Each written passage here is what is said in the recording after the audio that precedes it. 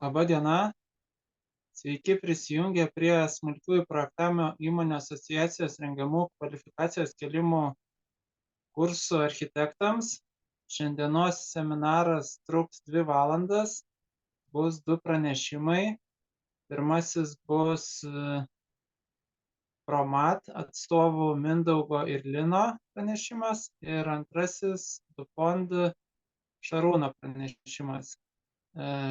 Kaip visada, galima bus užduoti pranešėjams klausimus. Klausimus galite užduoti arba per mikrofoną, arba rašyti taip vadinamame čate. Ir galbūt pasilikim klausimam pranešimo galą. Ten galima bus daugiau užduoti klausimų, atsakinėti, jeigu bus. Manau, visus atsakysim klausimus. Taip pat nepamirškite, kad seminaro pabaigoje bus apklausos forma. Ją užpildę, savo duomenis užpildę, kelis klausimus. Forma panaši į registracijos formą. Keli klausimėliai bus iš pranešimo. Ją atsakę ir savaitės bėgyje mes jums išsiųsime kursų išklausimo pažymėjimus.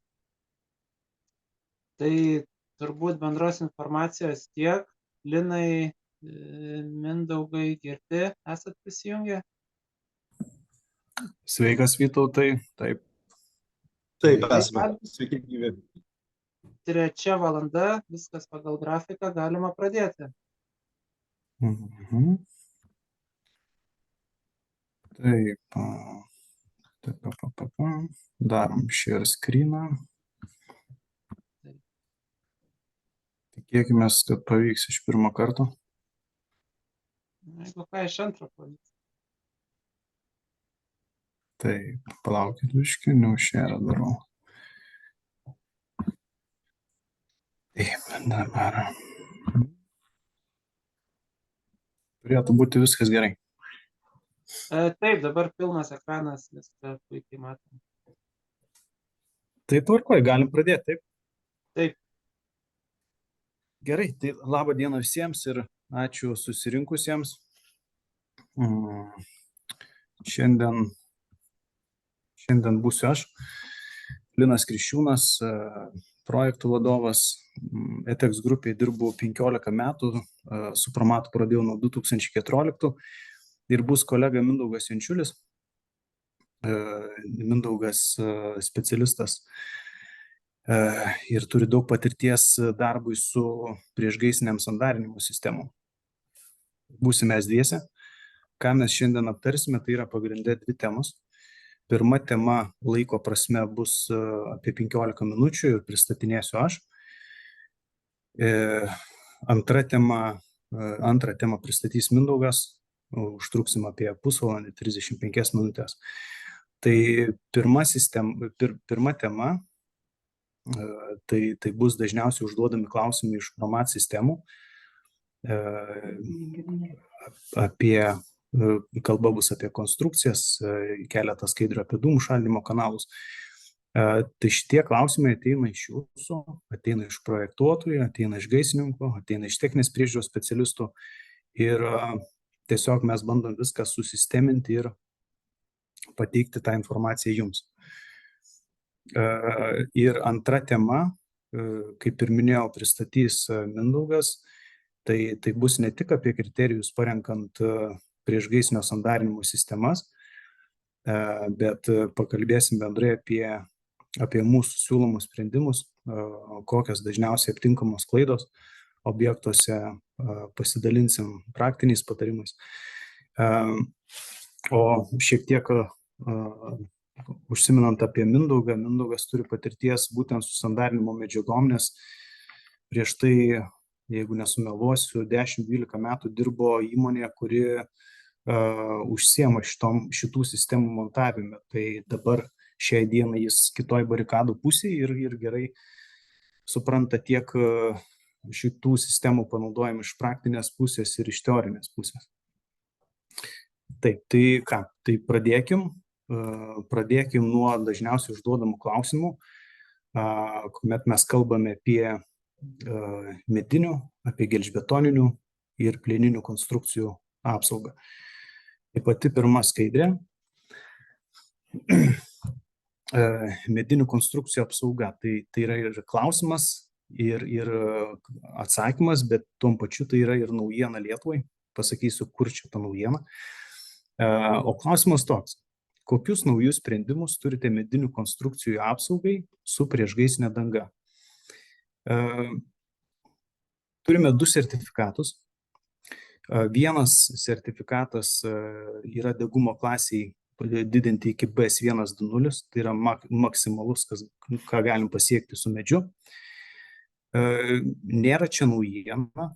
Jeigu mes pasižiūrėsim į Gaisrinių tyrimų centro išduotų sertifikatų sąrašą, tai Lietuvoje yra gamintojai, bent jau 4-5 gamintojai, kurie siūlo panašią dangą, kur galima padidinti degumo klasę iki BS120. Bet mūsų tikslas kaip gamintojo buvo pasidaryti sertifikatus, būtent kai kalba eina atsparumo ugniai. Ir čia turime prie R45 ir kitais metais pasidarysime prie R60. Kai pradėjom šitos dangos, pateikėm paraišką ir pradėjom sertifikavimą, tai Gaisrinių tyrimų centrui tai buvo visiškai naujiena, nes anksčiau nieko panašaus nėra sertifikavę. Ir galim daryti prielaidą, kad Promatas bus vienintelis Lietuvoje gamintojas turintis sertifikatus atsparumo ugnį didinimo darbams. Tai čia pirminė informacija, susipažinimai, kokius mes produktus planuojam ir tieksim į rinką, o plačiau apie šitų sprendimų pritaikymą, pasidarysim atskirą seminarą ar tai webinarą per ateinančius kelius mėnesius. Dabar, kalbant apie tą pačią priešgaisrinę dangą, klausimas yra toks, kokius sertifikatus privalo pateikti gamintojas. Atsakymas yra gamintojas, ar tai būtume mes, ar tai kažkas kitas, privalo turėti nacionalinį sertifikatą išduotą akredituotas laboratorijos. Jeigu ateina kitas gamintojas, sakykime, kuris turi Europos techninį vertinimą, eksploatacinių savybių deklaraciją, eksploatacinių savybių pastovumo sertifikatą, tai dar nereiškia, kad tas produktas gali būti naudojamas atsparumo ugnį didinimo darbams Lietuvoje. Ir gamintojas privalo turėti nacionalinį sertifikatą. Tai nėra mano sugalvota, bet yra tokie reikalavimai Lietuvos rinkai. Ir jeigu jums, kaip konstruktoriams, kaip projektuotojams, kaip gaisrininkams, sakykime, trūksta tam tikros informacijos ir norit pasiaiškinti, tai galite tiesiog kreiptis į tą patį Gaisrinių tyrimų centrą ir gali pakomentuoti. Tai va, toliau sertifikatų pavyzdžiai priešgaisrinės dangos. Tai, kaip ir minėjau, išduoti 2 sertifikatai, tai vienas atskirai bus atsparumo ugniai iki R45 ir kitas sertifikatas tai yra degumo klasiai padidinti iki BS120. Dabar koks šitos dangos veikimo principas,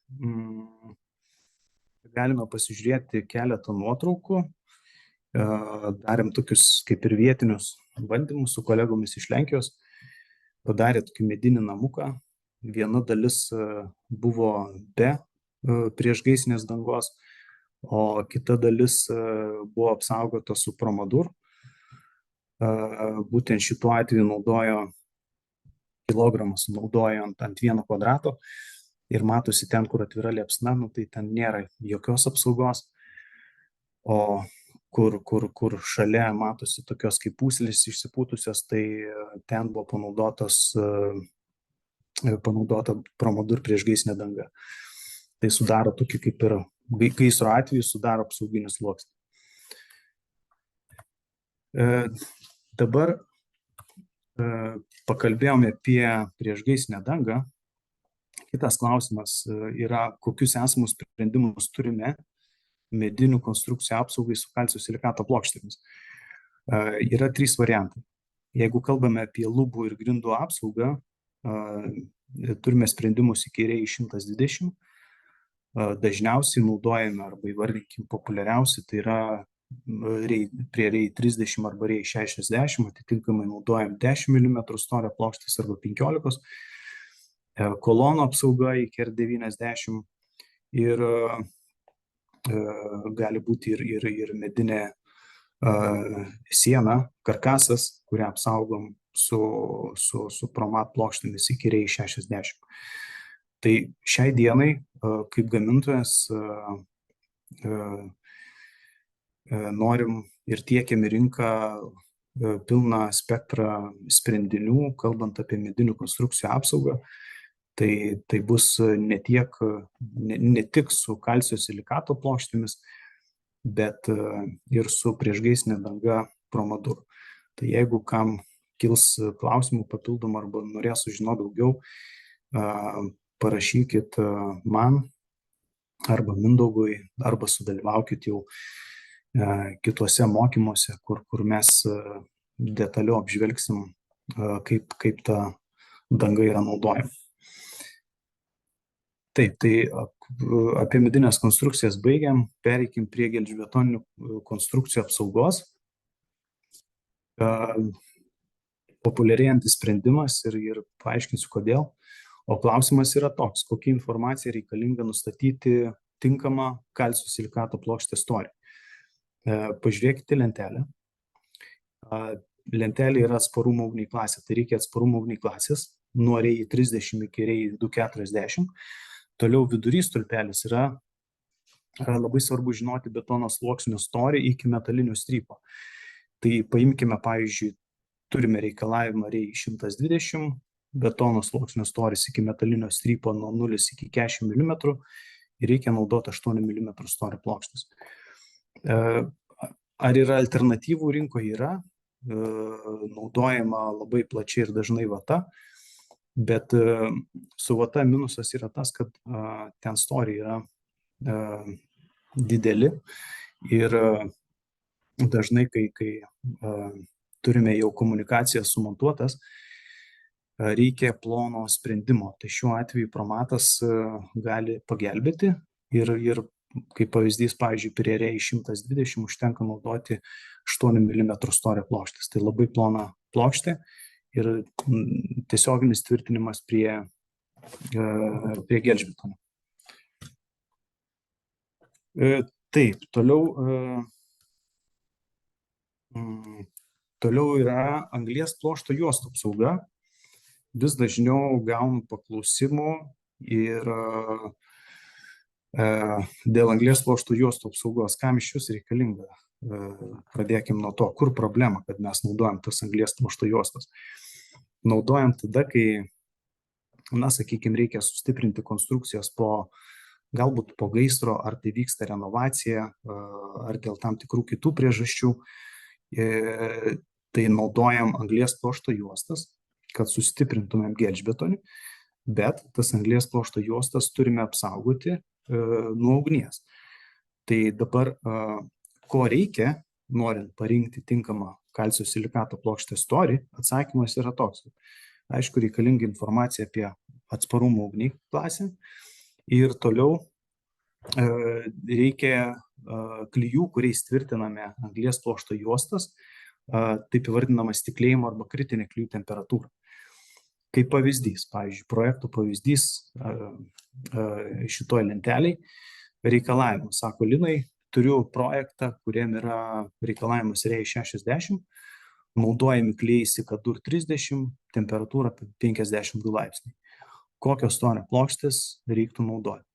Tai būtent šituo konkrečiu atveju naudojam Promatec H 6 mm storio plokštės ir papildomai Promatec Tel ar L500 80 mm storio plokštės. Taip, toliau ketvirtas sprendimas, tai yra plieninių konstrukcijų apsauga na, čia nieko naujo nepasakysiu, bet atsiranda vis dar klausimų, klausia, kokia informacija reikalinga norint nustatyti tinkamą kalcio silikato plokštės storį. Tai ta pati informacija, kaip ir nustatant, sakykime, kokį storį reiktų naudoti mineralinės vatos ar priešgaisrinių dažų, tai pirmas yra kritinė temperatūra.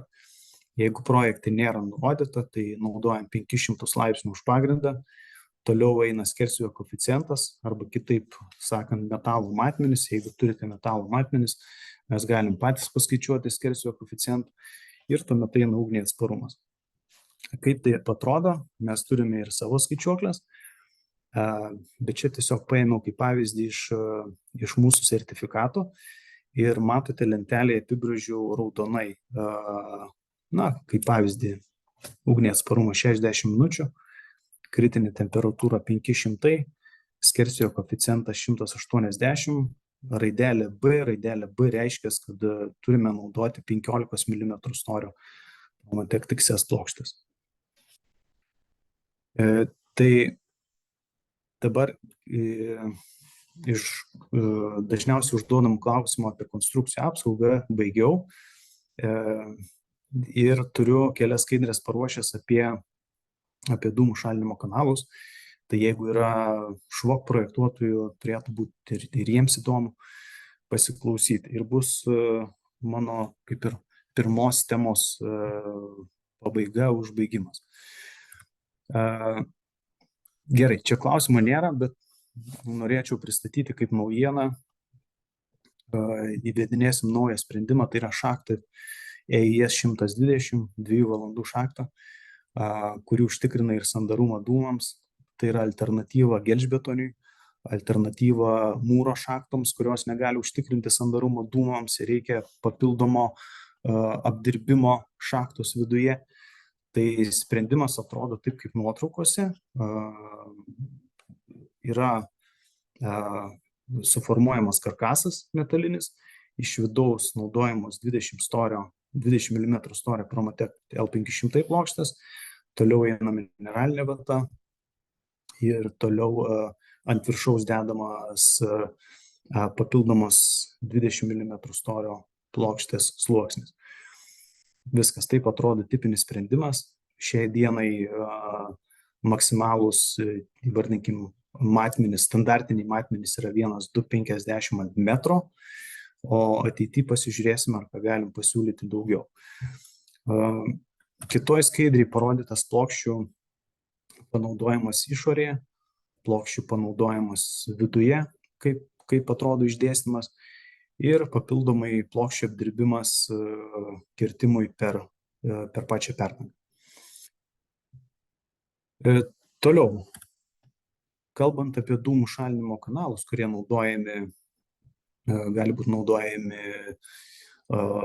statant ofisus, prekybos centrus, apartamentus, turime parkingą, dažniausiai ten naudojam dūmų šalinimą.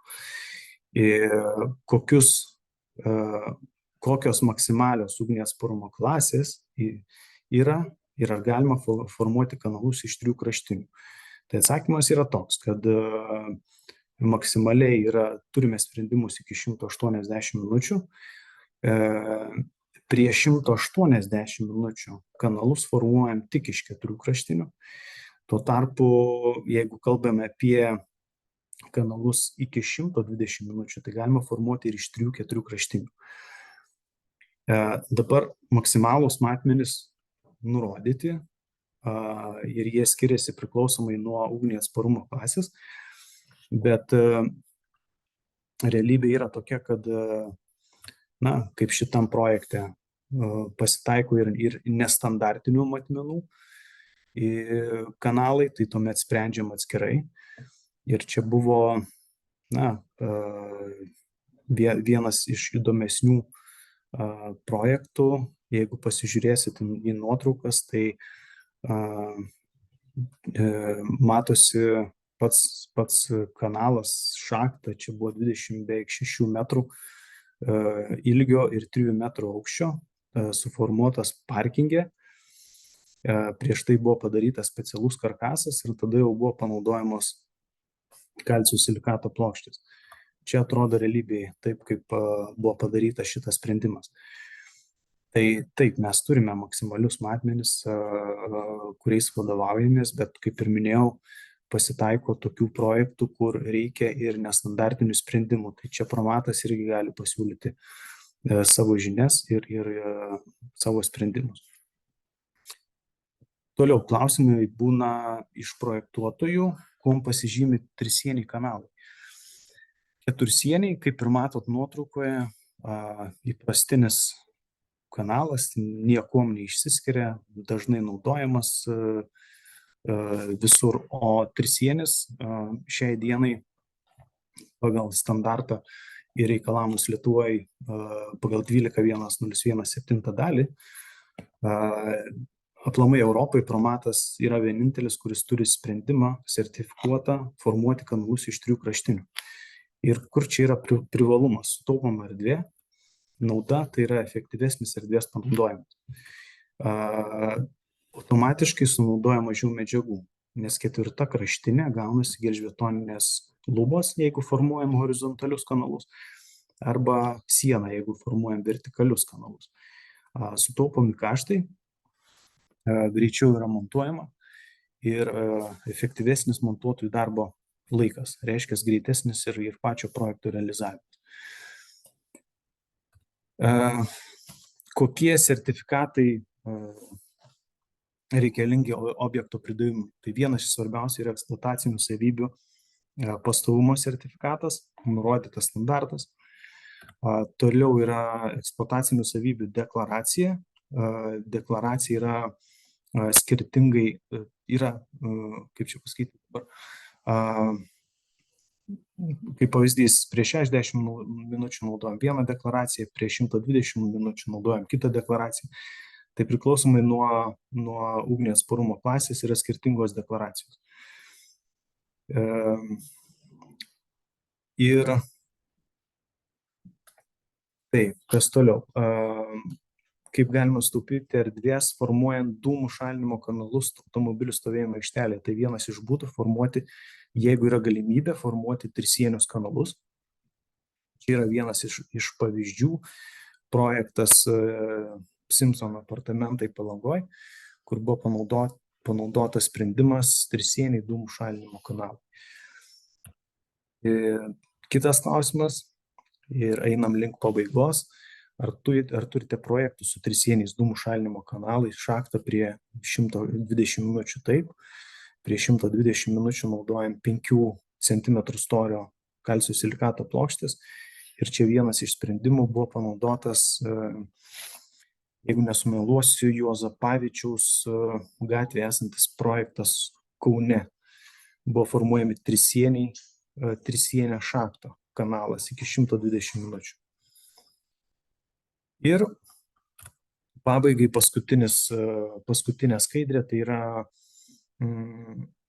klausimas, ar ugniai atsparūs ortakiai ir dūmų šalinimo kanalai ženklinami. Taip, jie yra ženklinami. Kanalų ženklinimas, matot, nuotraukoje dešinėje, tai yra CE ženklinimas. Ortakių ženklinimas šiek tiek skiriasi, yra įdėtas GTC ženkliukas. Yra gamybos data, kada pagaminami ortakiai, nurodytas standartas ir nurodyta klasifikacija, kaip pavyzdys EI60 ar EI120 ir panašiai. Tai iš mano pusės tiek, aptariam dažniausiai užduodamus klausimus, būtent kalbant apie konstrukcijų apsaugą ir dažniausiai užduodamus klausimus apie dūmų šalinimo kanalus ir ugniai atsparius ortakius. Ir dabar norėčiau perduoti galimybę Mindaugui pakalbėti. Mindaugai, pasiruošęs? Taip, be jokios abejonės. Jeigu tik leisim. Taip, gerai. Tai tu šėrink, aš tada... Taip. Stop share.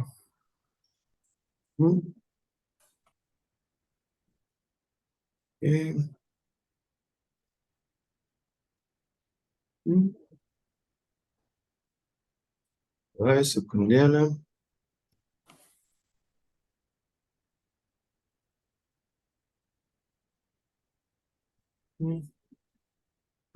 Taip, reikia. O, gerai, išsididinai. Viskas, matome, ne? Taip. Taip, sveiki gyvi visi. Linas jau mane kaip ir pristatė. Šiandien norėčiau jūs pravesti pro priešgaisrinio sandarinimo temas. Pasistengsiu neapkrauti jūsų, kaip sakant, galvų ten skaičiais, terminais kažkokiais. Viskas stengsiuosi paprastai ir suprantamai su video filmukais bei nuotraukom. Tai šiandien pakalbėsim iš pradžių apie priešgaisrinio sandarinimo sistemas mūsų siūlomas, kiek jų yra, kuo jos skiriasi.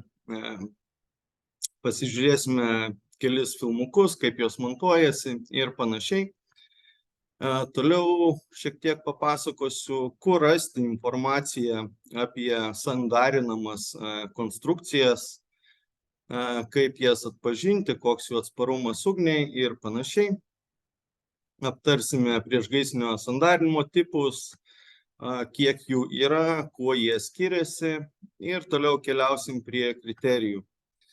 Papasakosiu, kokių kriterijų reikia laikytis parenkant tinkamą sandarinimo sistemą komunikaciniams angoms ar konstrukciniams sandūroms.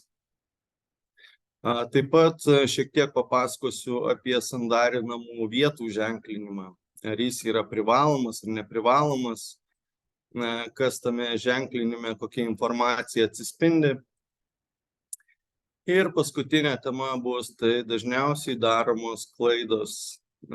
Šiek tiek nuotraukėlių turiu, parodysiu, su kokiais negerumais tenka susidurti šitą darbą dirbant.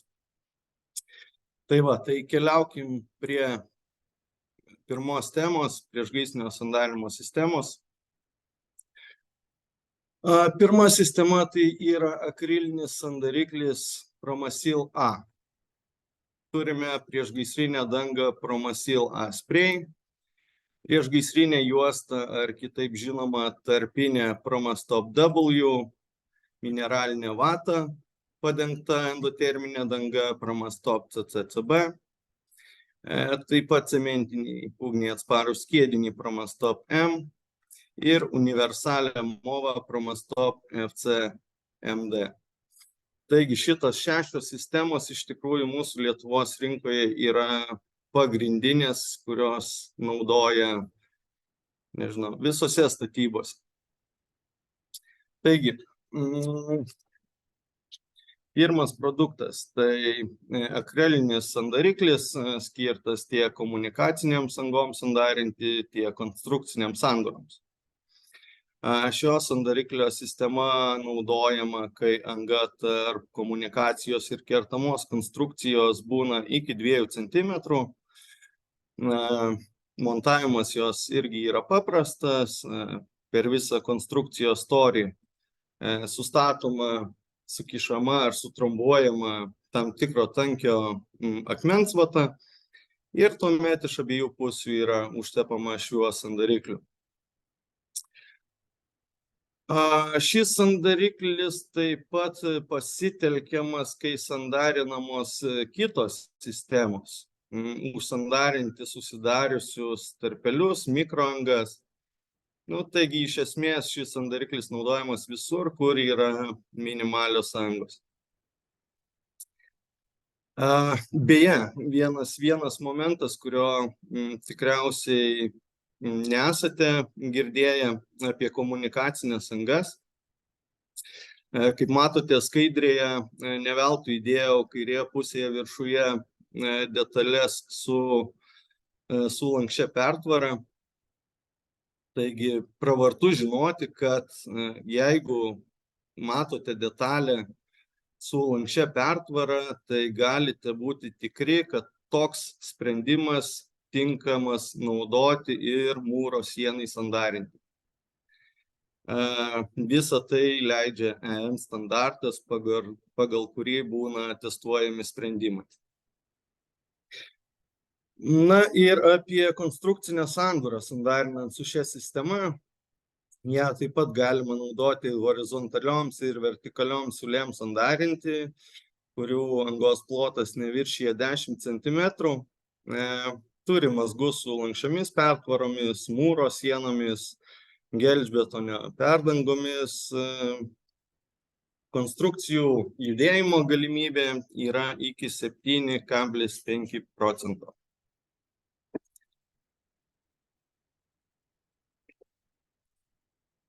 Sekanti sistema yra Promasil Asprey.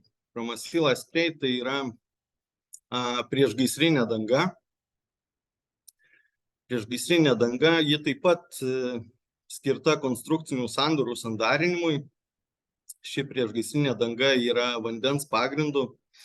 Pačią sistemą sudaro akmens vata ir ši danga.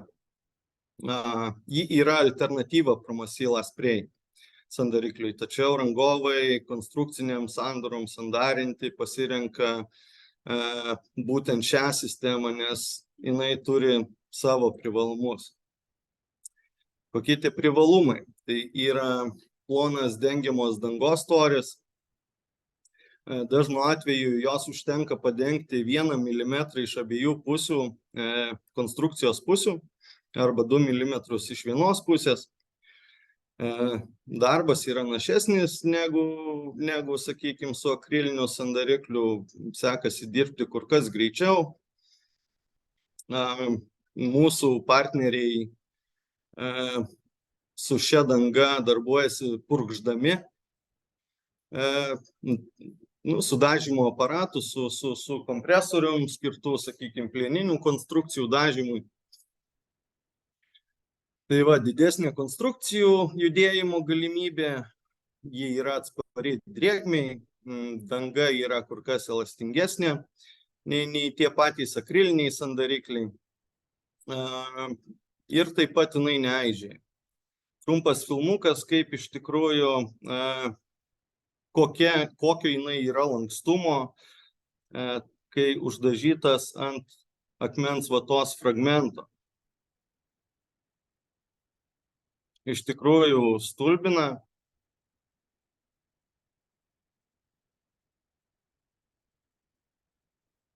Sakykime, su ją sandarinant tas pačias konstrukcinės sandūras, jos judėjimo galimybė konstrukcijų išauga nuo 7,5 % iki 25 %. Tai ir matom, kad ne veltui, nes lankstumas yra stulbinantis. Ši sistema iš tikrųjų yra dar ir tuo gera, kad turi turi sprendimą, kai pertvara ar mūro siena nedakyla iki profpakloto. Dažniausiai montuotojų yra daroma ta pati dažyta vata, apie kurią netrukus kalbėsiu ir pristatysiu. Jos traktavimas būna kaip tuštuminės angos. Tačiau vertinti tokią angą, trapecinę angą vertėtų kaip konstrukcinės sandūros, nes tai susijungia dvi atskiros konstrukcijos, kurios viena nuo kitos nepriklauso ir turi judėjimą. Tai šita danga, kaip ir mato detalėje, užtikrina iki 120 minučių. Jos užtenka padengti iš vienos pusės 2 mm, užpurškiant ant plieno lakšto, tai yra ant profpakloto 15 cm ir 10 cm ant pačios konstrukcijos. Sekanti sistema tai yra priešgaisrinė tarpinė Promastop W.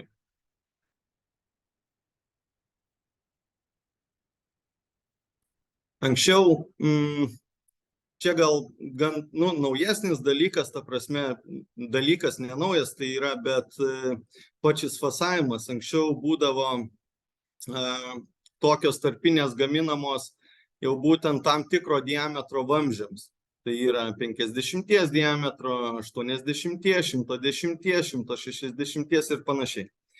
Čiagi yra diržas. Čia yra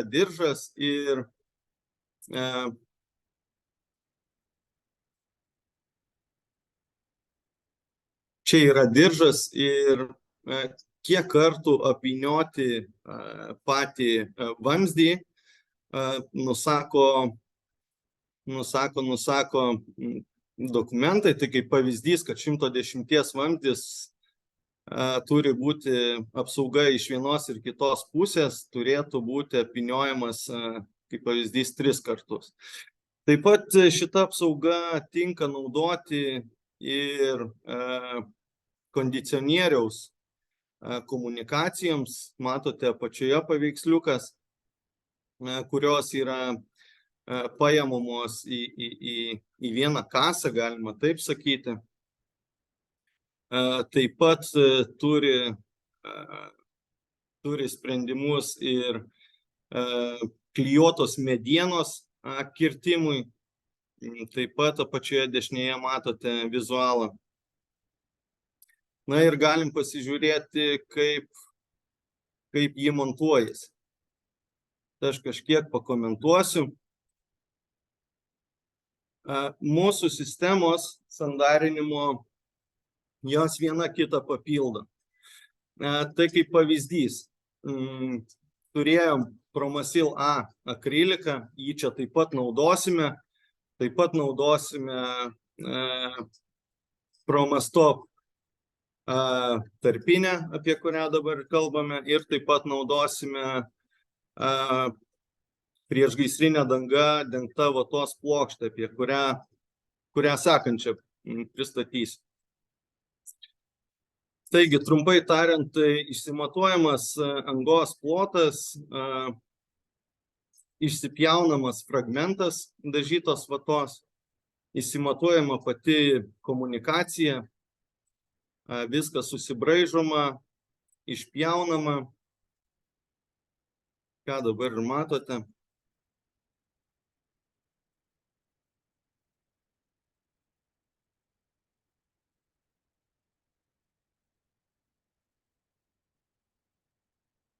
Čia labai jau įmantriai parodyta, kad su skriestuvais iš tikrųjų, pas mus gal taip nebūna, šiek tiek paprasčiau, bet ne ką puikiau atlieka darbą.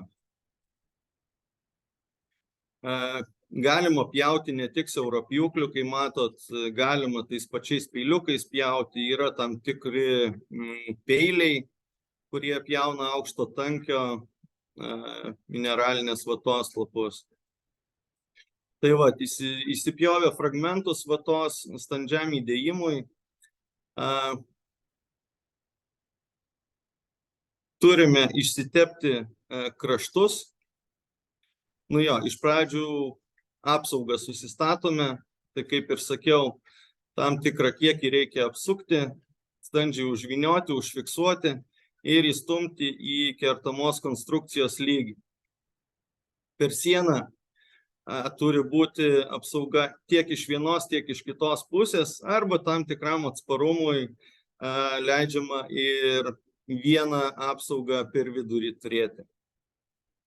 Tai kaip ir minėjau, įsipjovus tuos fragmentus yra ištepamos konstrukcinės angos kraštai, taip pat vatos fragmento kraštai, kad vata standžiai įsidėtų į konstrukciją ir akrilas panaikina tuos mikro tarpus ir suveikia kaip klijai, įklijuoja pačią medžiagą į angą ir ją išmušti jau pasidaro labai sudėtinga. Tai vat, kaip ir minėjau, taip pat akrilas naudojamas mažoms ertmėms sandarinti, šiuo atveju aplink komunikaciją. Ir taip pat galima akrilu ištepti tas visas linijas sandūras paviršinės. Dažnai klausia, ar privalo matytis apsauga ir kiek jinai gali būti įsikišus. Tai privaloma, gal nėra privaloma, niekur neparašyta, kad yra privaloma, bet ji dažniausiai paliekama, kad jinai būtų matoma, kad jinai ten yra, kad vizualiai būtų galima įsitikinti. Išlysti jinai iš sistemos gali iki 5 cm, iki 5 mm. Tai va. Na ir sekanti mūsų sistema, tai ką ir matėm, dažyta vata, jinai bene yra pagrindinė bazinė angos sandarinimo sistema. Jinai plačiai naudojama iš tikrųjų lyginant su kitom baziniam tokiom kaip priešgaisriniu skiediniu ir panašiai. Tai čia dabar kaip pavyzdys montavimas su elektros kabeliais. Koks skirtumas elektros kabelių sandarimui nuo, sakykime, ar plieninių vamzdžių, degių vamzdžių, nedegių vamzdžių, toks, kad elektros kabeliai privalo būti nudažomi.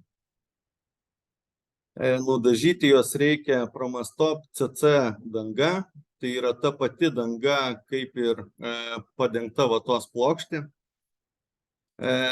Dažomas visas kirtimas konstrukcijos, patys kabeliai per angos kirtimą po 10 cm į abi konstrukcijos pusės. Tiek lovelis nudažomas, tiek patys kabeliai. Na ir jau matėt, kaip viskas susisandarina iki pačio galo.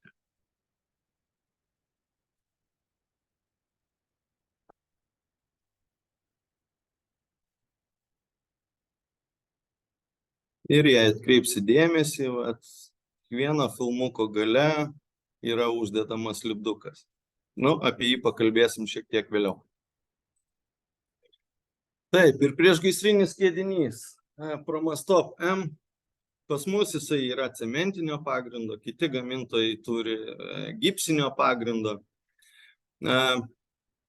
Jisai bene iki kokių gal 13-14 metų buvo plačiau naudojamas, tiek mūro sienų kirtime, tiek perdangų. Dabar išlikęs tik tai perdangų sandarinimui, kadangi su juo yra paprasta užpilti angas, kadangi pats gali nusistatyti skystumą tos pačios dangos, jinai gan greitai kietėja. Bet šitą sistemą jau, kaip sakant, išstumia, kaip jau sakiau, Promastop CCCB, būtent ta vatos plokštė, kadangi jinai ir estetiškiau atrodo, ir greičiau dirbasi ir panašiai. Taip, na ir paskutinis produktas tai yra universali mova Promastop FC MD. Jums gal labiau tekę matyti ne universalias movas, o tiesiog movas, kurios yra skirtos būtent tam tikro diametro vamzdžiams. Čiagi mes turim 3 metrų ir daugiau diržą ir mes tiesiog pagal reikiamą vamzdžio diametrą įsipjauname reikiamą kiekį, susistatome laikiklius, segiklius ir tokiu būdu apsaugome vamzdį. Nes anksčiau būdavo iš tikrųjų, kaip ir Linas minėjo, esu dirbęs ir įmonėje, kuri atlikdavo šitos darbus. Būdavo taip, kad atvažiuoji į objektą, kur nors į kitą miestą, pasiruošęs tam tikras medžiagas pagal tam tikrą informaciją perduotą ir atsiveži 110 apsaugų, tokių movų, ir pasirodo yra pora vamzdelių 55 diametro. Ir tada būdavo didžiulė problema, nes 110 movos dydžio neuždėsint 55, ir atvirkščiai. Tai va čia ir yra įsigelbėjimas, kad galima pritaikyti visokiam vamzdžiam. Su šia mova taip pat galima užsandarinti ir kaip ir su ta pačia tarpinė komunikacijas kondicionierių, elektros kabelių grįšių, taip pat mažo diametro vamzdelius, kaip matote, dešinėje pusėje viršuje. Taip pat pasitaiko, kad būna vamzdis pačiame kampe. Iš dešinės pusės viršuje nuotraukėlė yra, per vidurį. Tai įmanoma su šita mova apsaugoti ir iš 3 pusių. Jeigu, sakykime, pačios tos perdangos ir mūro sienos atsparumas ugniai yra nemažesnis, negu reikia užtikrinti.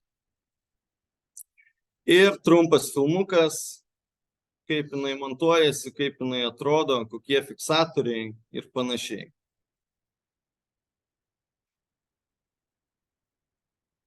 Čia vėlgi bazinė sistema Chromastop CCCB, vatos plokštė ir papildoma ši apsauga.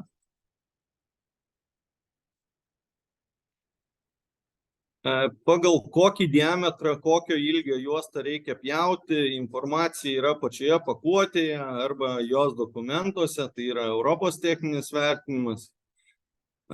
Visų sistemų dokumentai pas mus yra išversti į lietuvių kalbą, todėl suprantami.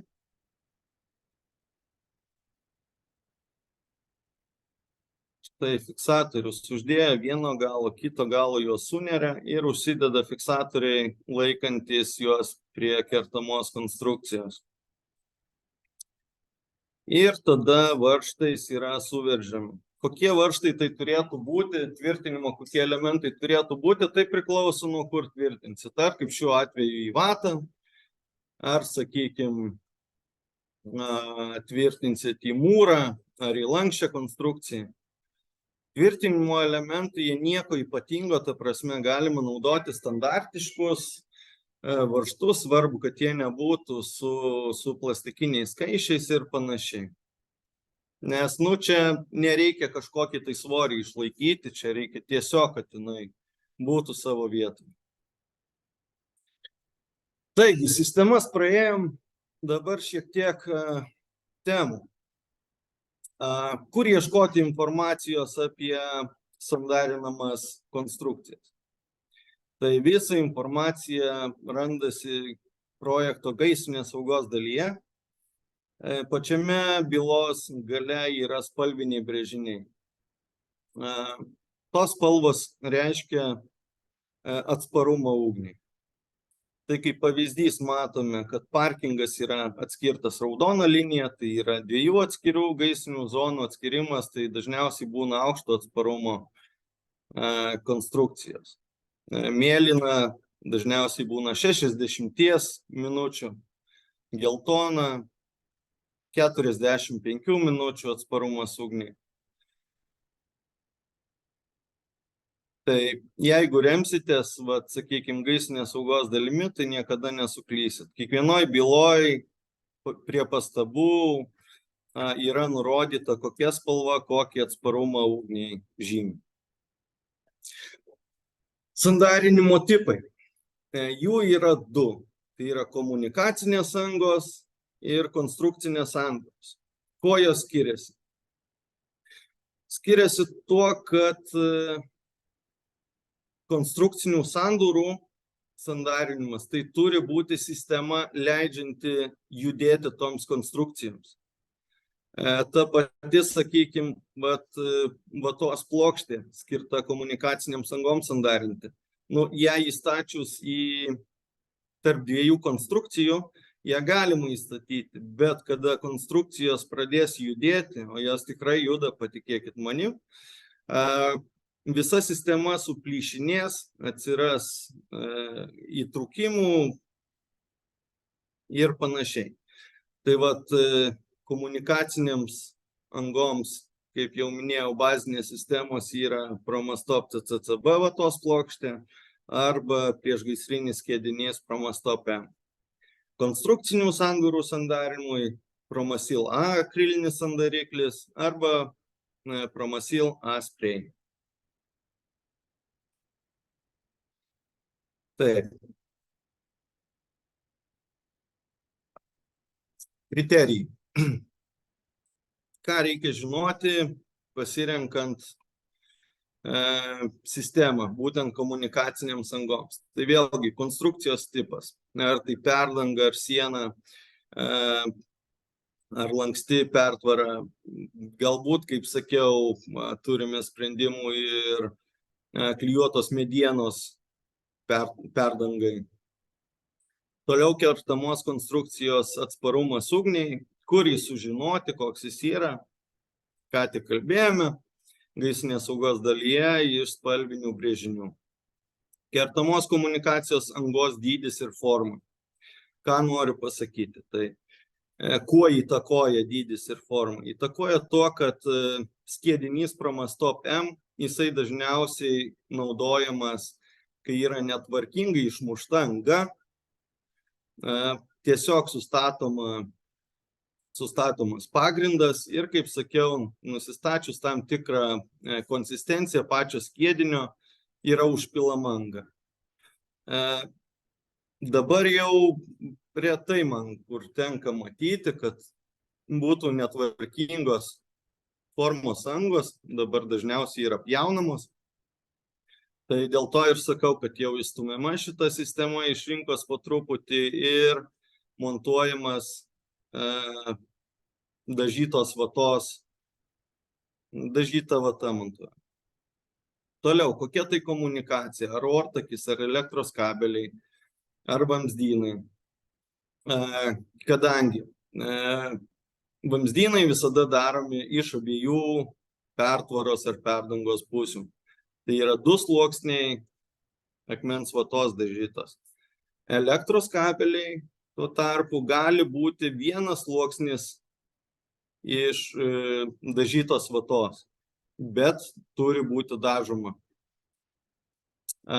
Ortakis, su ortakiu tikriausiai žinote, kad yra tam tikrų klausimų sandarinant ortakius, nes nei vienas gamintojas, nei mes, nei kažkuris kitas nėra dar išsibandęs vožtuvų, bet mes tą planuojam daryti ateinančiais metais. Kiekvienas ugnies vožtuvo gamintojas privalo turėti savo mazgus ir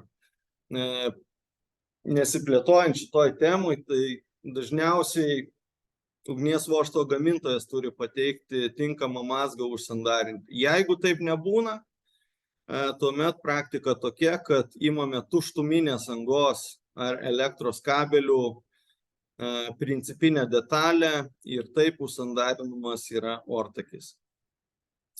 Ir komunikacijų kiekis ir įvairovė pačioje angoje, tai vėlgi nuo to priklauso, ar mes su akriliku, sakykime, sandarinsim, ar su ta pačia akmens vatos plokšte, ar su skiediniu. Na ir konstrukcinės sandūros, ką reikia žinoti jų parinkimui, tai vėlgi reikia žinoti, kokie yra tipai, tai ar vertikali siūlė, ar horizontali siūlė. Jūs matot dažniausius variantus dešinėje pusėje. Taip pat reikia žinoti atsparumą ugniai pačių konstrukcijų, vertikalios ar horizontalios jos ir sandūros plotis. Dažniausiai konstrukcinės sandūros turi tam tikrą plotį iki 10 iki 15 cm. Jeigu jau jos būna didesnės, tai jau dažniausiai arba kažkokią konstrukciją reikia montuoti, pratęsiant arba tuštuminės angos sandarinimą rinktis. Žymėjimas.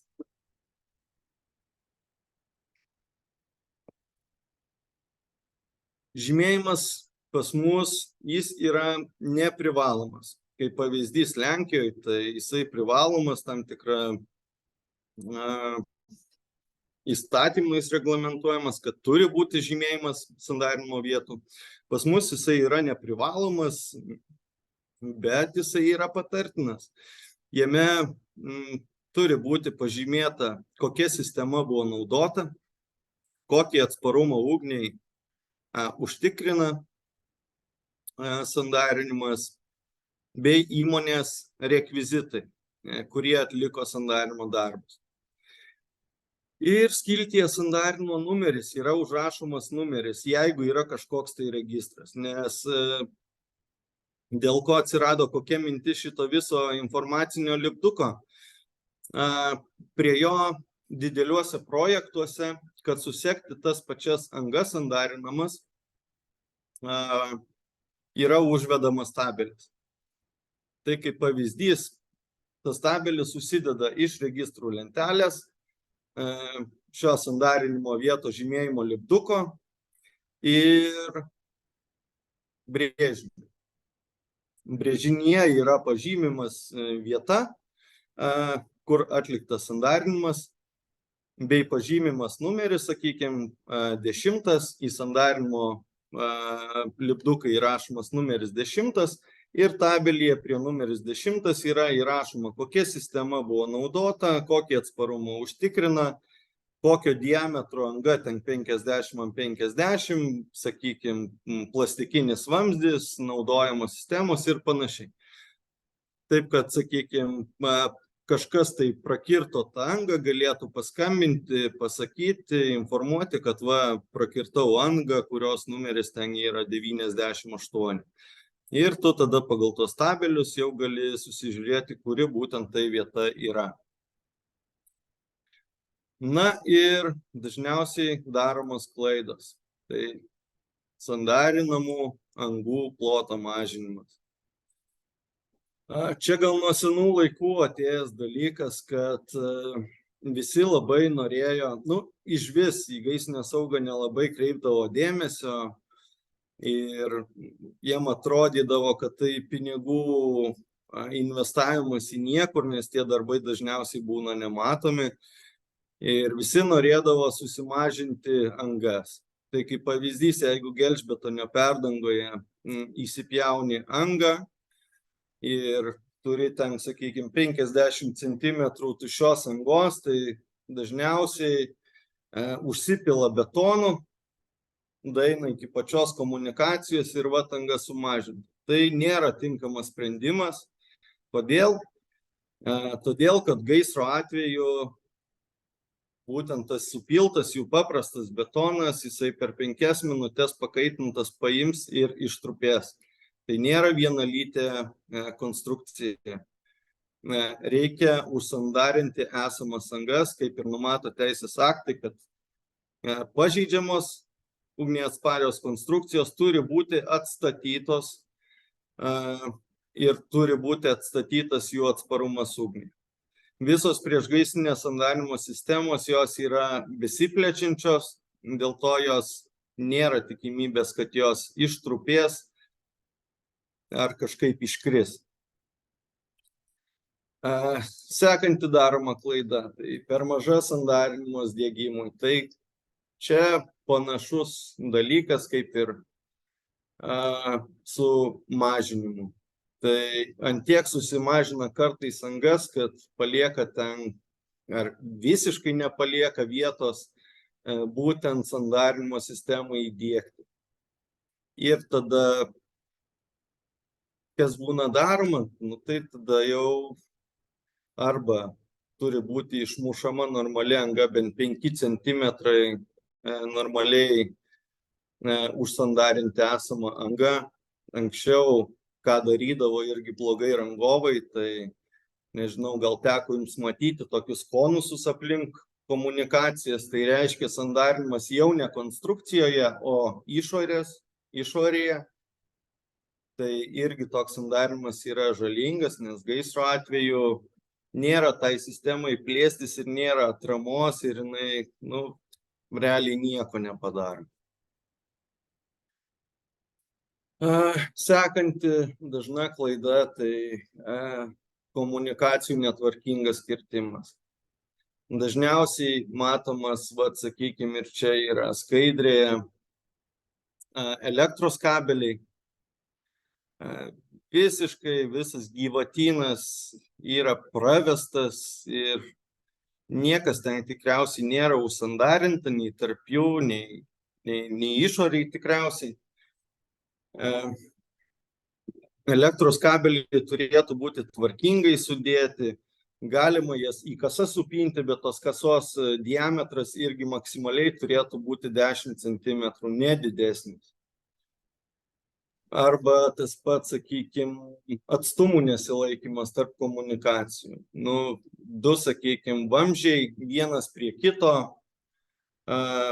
prisiglaudę ir, sakykime, reikia uždėti movas ant jų. Ir, tokios galimybės dažniausiai nebelieka. Reikia kažkaip kitaip. Mindaugai, 2 minutės.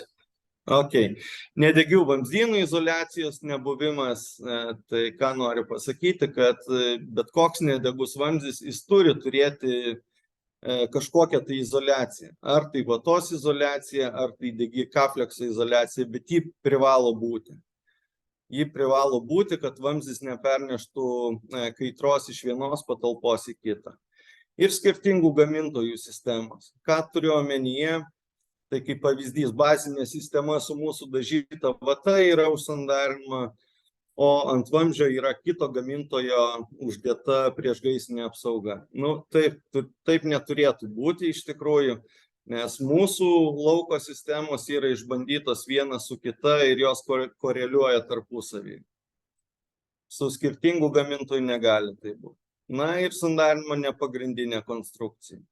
Tai kaip pavyzdys, kerta perdangą iš parkingo į antžeminę dalį, kerta konstrukciją ir sandarinimas būna ne į pačią perdangą, o į CGL. Arba ne į pačią perdangą, o į paviršinį tinko sluoksnį. Tai ir dar keletą nuotraukėlių, kaip netvarkingai būna sandarinama. Mūsų produktai, tai mūsų 3 pagrindiniai partneriai yra Lauda, Fogo, priešgaisriniai sprendimai iš veikuvų gaisrinės sistemos. Jie yra bene pagrindinės kompanijos veikiančios gaisrinės saugos srityje. Jie prekiauja mūsų plokštėmis, jie konsultuoja, jie projektuoja, jie sandėliuoja mūsų medžiagas, parduoda ir taip toliau. Adliminai yra mūsų tik sandarinimo medžiagų pardavėjas, jie tik tai sandėliuoja, bet kas liečia priešgaisrinio sandarinimo sistemas, medžiagas, konsultuoju aš asmeniškai. Reikia dokumentėlių, reikia kažko, tai drąsiai kreipkitės į mane. Daugiau informacijos apie mūsų produktus, aišku, rasite proma.com, ten rasite ir video, ten rasite ir dokumentus, ir sprendimų aprašymus ir panašiai. Jeigu ko nerandate, kreipkitės į mane, kreipkitės į Liną, pasistengsim jums padėti, kuo galėsim. Ačiū ir tiek iš manęs. Vytautai, ar mes turim minutę atsakyti į klausimus dar? Manau, turim. Viskas tvarkoj. Mindaugai, tau padiktuoti klausimus? Jo, nes aš nematau. Gerai, žiūrėk, kas liečia sandarinimą, aš tau pasakysiu keli klausimas. Kokio laisvumo reikia inžinerinėms komunikacijoms kertant pertvarą skliausteliuose angos matmenis, kad būtų galima atlikti priešgaisrinį sandarinimą vamzdžiams ar elektros kopėtėlėms? Laisvumas pačioms sistemoms nėra, ta prasme, reglamentuotas kažkur, nes komunikacinių angų sandarinimas neprivalo turėti kažkokį movementą. Tos komunikacijos faktas, kad jos turi būti standžiai sumontuotos, kad jos vibracijos nebūtų. Bet kaip pavyzdys, tai ta pati sistema priešgaisrinė dažyta vata, tai jinai nėra standi sistema, nes sistemos būna standžios arba lanksčios. Tai standžios sistemos tai yra būtent tas skiedinys, jisai į akmenį pavirsta, o bortas, sakykime, dažyta vata, jinai leidžia judėti kažkiek tai esamoms komunikacijoms. Gerai, ačiū. Dar vienas klausimas iš Editos. Kokie dokumentai turi būti pridedami prie sandarinimo pateikimų inspekcijai? Jo, tai kaip pavyzdys, įmonė atėjusi atlikti priešgaisrinio sandarinimo darbus, tai pagrinde paduoda Europos techninį liudijimą, eksploatacinių savybių deklaraciją, eksploatacinių savybių pastovumo sertifikatą. Nežinau, kaip sutariama, ar yra, ar nėra kažkokia išpildomoji dokumentacija, kaip minėjau, angų žymėjimas su tabeliais bei brėžiniais. Ir pagrindinis dokumentas tai turėtų būti atliktų darbų deklaracija, kur pažymi, kokius darbus atliko. Ir tiek. Tai ačiū Mindaugai, ačiū visiems, kurie klausėt. Ačiū Vytautui už pakvietimą pristatinėti mūsų temas. Jeigu kils klausimų daugiau, tai prašom kreiptis, kontaktus turite ir iki susimatymo. Ačiū labai. Taip, ačiū Mindaugui ir Linui, ačiū už klausimus. Tikrai, matyt, aktuali tema buvo. Ir Šarūnai, ar tu prisijungęs? Labas. Labas, mes iš tavęs pasiskolinom 4 minutės. Tai kaip nors mes susitarsim grąžinti. Viskas gerai. Žinau, kad diena į pabaigą, tai aš pasistengsiu labai neįsiplėsti, galbūt apie labiau esmę papasakoti ir pakalbėti. Ne vasaros diena, tai gal nedidelis nuostolis. Supratau, okei. Tai gerai, tada, ką žinau, gal tada aš pradėsiu, kas nepažįsta, esu Šarūnas iš kompanijos DuPont. Mes esame įmonė, kuri gamina įvairiausias statybinės medžiagas ir kitas dalykus. Tai aš atstovauju būtent DuPonto dalį, kuri atsakinga už statybinių medžiagų gamybą. Tai savo portfolio būtent statybinėse medžiagose mes turime geotekstilės. Tai geotekstilės naudojamas pas mus keliuose, geležinkeliuose, netgi landšafte. Tada mes gaminame virš 50 metų tokį produktą, gal teko girdėti Tyvek. Tai yra difuzinės membranos, kurios skirtos būtent jau konstrukcijų apsaugai, pastatų apsaugai nuo lietaus, vėjo ir leidžia drėgmę pasišalinti iš konstrukcijų tuo pačiu. Tada mes gaminame AirGuard liniją savo, tai yra įvairiausias garo izoliacijos. Ir prieš keletą metų pradėjome į rinką tiekti poliuretano įvairiausias putas. Tai putas, kurios yra klijuojančios, skirtos klijuoti ir kietą vatą, XPS, EPS tiek stoguose, tiek fasaduose. Dviejų komponentų poliuretaną, kuris yra skirtas jau kaip sandarinimo medžiaga, bet tuo pačiu yra sandarinis. Pas mus jinai yra uždarų porų. Tai turime plačią produktų liniją, bet šiandieną susikoncentruosiu gal į tokius dalykus, ką dažnai mes tarsi pamirštame ir priemam kaip tokią duotybę, tai yra būtent difuzinės membranas, garo izoliacijas ir kodėl jos tokios yra svarbios. Kodėl sakau, kad dažnai jas pamirštame, nes tai yra labai maža projekto sąmatos eilutė. Kalbant apie vertę, taip pat dažnai žiūrima į tam tikrus parametrus, kurie nieko bendro neturi su ilgaamžiškumu arba savybėmis, tai šiek tiek apie tai akcentuosiu ir papasakosiu. Ir grįžtant prie garo izoliacijų, tai tenka susidurti tokią nuomonę, kad visos garo izoliacijos yra vienodos. Tai reiškia, nesvarbu, ar tai būtų paprastas polietilenas, ar tai būtų išmanioji garo izoliacija, ar tai būtų su aliuminiju, jos tarsi visos vienodos, bet iš esmės tos savybės skiriasi, tai kartais svarbu žinoti ir naudinga žinoti, kur kokį produktą pasirinkti. Todėl tų produktų yra tiek daug, arba, sakykime, didelė apimtis, kadangi kiekvienas pastatas, jisai tarsi reikalauja, sakykime, atskiro pasirinkimo. Tiek stogas, tiek fasadas, tai, prašosi, jeigu taip galima išsireikšti, pagalvoti, kokį produktą geriausia pasirinkti. Tai turiu šiandieną 4 pagrindinės temas.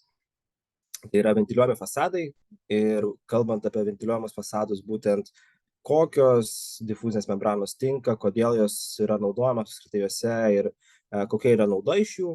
Tada šiek tiek pakalbėsiu apie šlaitinius stogus, nes šlaitiniai stogai dažniausiai turi membranas, bet jau pastebiu rinkoje keletą metų tam tikras daromas klaidas, kokios membranos pasirinkamos pagal stogų tipą ir šiek tiek tada kyla problemų tiek vartotojui, gyventojui, kuris apsigyveno name, tiek rangovui, sakykime, montuoti tą gaminį.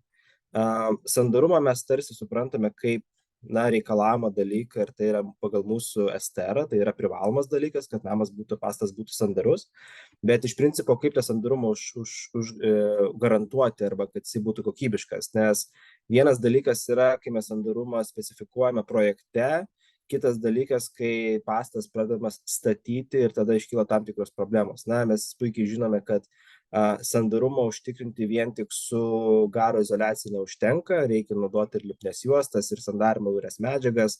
Ir iš tiesų tai yra labai kruopštus ir atidumo reikalaujantis procesas. Ir 4 tema, aš ją taip pavadinau ugnies apsaugos sistema, bet tai iš principo yra pasyvi sistema, nes visai neseniai rinkoje mes pristatėme būtent pasaulyje pakankamą naujieną. Tai yra produktus arba garo izoliacijos, kurios turi degumo klasę A2. Ir tai yra visiška naujovė, nes kai kuriuose rinkose, aišku, atsirado vietiniai reikalavimai, kitos rinkos pradėjo reikalauti geresnių garo izoliacijos savybių. Tai šiek tiek, bet tai papasakosiu, sakykime, kas tai yra, kur galima panaudoti. Šiai dienai, kalbant apie Lietuvą, tai yra pakankamai nišinis dalykas, bet manau, jeigu žiūrėtume mes į ateitį ir į kryptį, į kurią eis mūsų visa statyba, ypatingai kalbant apie medinės konstrukcijas, iš atsinaujinančių šaltinių pastatus, tai manau, kad ugnies tema ir gaisros sauga bus dar didesnė tema ir aktualesnė tema apskritai mūsų rinkoje. Tai kaip ir minėjau, mes gaminam tokį produktą Tyvek. Kas yra tas Tyvekas? Tyvek jūs galite pamatyti ne tik statyboje, Tyveką galite pamatyti ir aprangoje įvairiausioje. Jeigu žino tokį prekinį ženklą Converse, arba kai mes geriau žinom senąjį inkariukų dizainą, tai netgi Converse'as gamina batus iš Tyveko, nes Tyvekas yra nelaidus vandeniui, jisai leidžia garui drėgmę išsikvėpuoti, tai iš esmės jis toks labai unikalus dalykas yra. Tai kogi tas išskirtinis yra gaminys ir kodėl jisai toksai yra ir kodėl jisai unikalus. Tai pirmas dalykas, mes prieš daugiau negu 50 metų sukūrėme tokią tendenciją ir sukūrėme produktą, tai yra garui laidžias medžiagas, tai yra būtent Tyvek, ar ne? Nes iki tol iš tiesų niekas nenaudojo, niekas neįsivaizdavo, kokie produktai gali būti. Šiai dienai tai yra toks tipinis daiktas. Bet Tyvekas iki šiol yra gaminamas Liuksemburge ir Amerikoje ir tai yra visiškai unikalus produktas, niekas tokios technologijos neturi šiai dienai ir dėl to mes esame šiek tiek išskirtiniai ir kitokie. Ir kogi jis kitoks yra? Tai pirmas dalykas, kadangi Tyvekas naudojamas statyboje, vienas labai svarbus dalykas, kas įtakoja ilgaamžiškumą visų difuzinių membranų, tai yra būtent kaip jos gali atlaikyti UV spinduliuotę. Tai reiškia, jeigu jos yra atsparios UV spinduliams, šitie gaminiai reiškia gali būti ilgaamžiai stoge, fasade ir visur kitur. Kitas niuansas, kalbant apie difuzinės membranas, reikėtų žinoti, kad difuzinės membranos rinkoje yra skirstomos į 3 kategorijas arba pralaidumo vandenių kategorijas. Tai yra W1, taip pat yra aukščiausia kategorija apskritai. W1 gaminys, pažymėtas W1 kategorija, reiškia, kad gaminys visiškai nepraleidžia vandens. W2 gaminys, tai reiškia gaminys, kuris geba šiek tiek praleisti vandenį, tai sakyčiau, W2 gaminio mes tikrai negalėtume naudoti ypatingai stoguose, fasados irgi taip abejočiau. O W3 gaminys, kad įsivaizduoti, tai yra mūsų drabužiai, visiškai laidus vandeniui, kurie tiesiog naudojami kaip papildomas sluoksnis apsaugoti gipsą ar dar kažką. Tai W3 gaminiai tikrai negali būti naudojami stoguose, nes jie tiesiog praleis visą drėgmę ir visą vandenį į apšiltinimo sluoksnį. W2 taip pat lygiai tikrai stipriai nerekomenduojame, tai reiškia, kalbant apie difuzinės membranas, lieka W1. Kitas dalykas, kalbant apie difuzinę membraną, gal jūs pastebėt, kad dar iki šiol aš nedaėjau iki tokio punkto kaip difuzijos atvirumas, arba SD vertė. Iš tiesų, difuzinės membranos pagrindinė savybė, kuri yra labai svarbi, tai yra, ar difuzinė membrana yra nelaidi vėjo prasiskverbimui. Tai reiškia, kad ventiliuojamam fasade arba stoge mes turime ventiliacinį tarpą, į kurį papuola vėjas.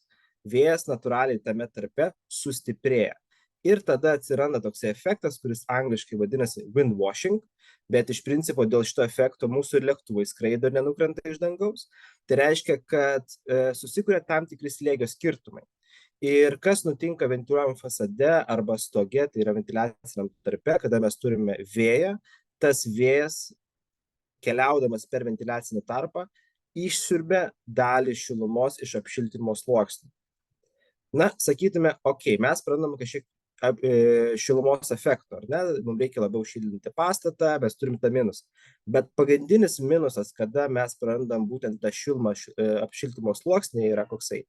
Mūsų pastatai Lietuvoje yra pakankamai sustora terminė izoliacija, ar ne? Mes statome A klasės, A++, A+ namus.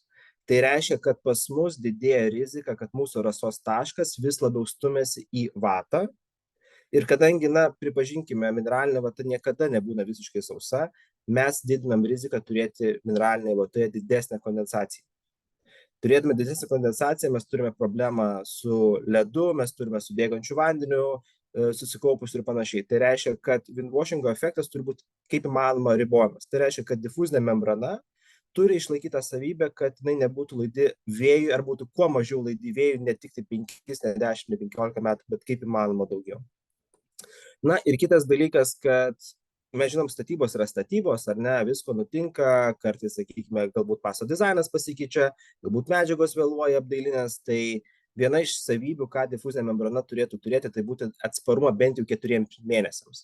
Yra produktų, kurie gali būti atsparus ir 6 mėnesius tiesioginių spindulių nebijo, bet, sakykime, 4 mėnesius yra visiškas standartas, ką, sakyčiau, reikėtų pasirinkti. Tai čia yra būtent, kuo tas Tyvek yra unikalus ir kuo jis toksai yra įdomus ir išskirtinis. Kalbant apie patį sandarumą, tai šita lentelė yra labiau, gal sakykime, orientuota į Norvegijos rinką, kadangi Norvegijos rinkoje statant pastatus, sandarumas yra matuojamas ne tik tada, kada pastatas yra pilnai uždaromas, tai reiškia sumontuojamos garo izoliacijos, jos yra suklijuojamos, atsandarinamos, bet Norvegijoje yra 2 etapų sandarumas. Tai reiškia matuojamas ir išorinių pertvarų arba difuzinių membranų, jeigu jos yra sumontuotos sandarumas, arba kitų medžiagų, lygiai taip pat tada, kada pastatas yra pilnai pabaigtas. Tai čia yra labai svarbu žinoti, kad būtent kalbant apie patį Tyveką kaip gaminį, visiškai nesvarbu, kur jūs projektuosite pastatą, ar jūs projektuosite Norvegijoje, Islandijoje, Lietuvoje, Vidurio rytuose, Amerikoje, tai prasme, jisai atitiks absoliučiai visus standartus, kurie susiję su maksimaliais reikalavimu, tai yra pasyvaus namo standartu. Nes, aš mėgstu kartais pajuokauti, jeigu siekima tik tai teorinio sandarumo, tai pastatą galima apsukti su Tyveku ir tą sandarumą išgausite, bet iš tiesiog praktinės naudos vis tiek reikia ir garo izoliacijų. Tai čia kalbant apie patį sandarumą. Dabar šiek tiek einant prie pačių fasadų ir kalbant jau apie, sakykime, tam tikras temas, tai pradėsiu nuo fasadų.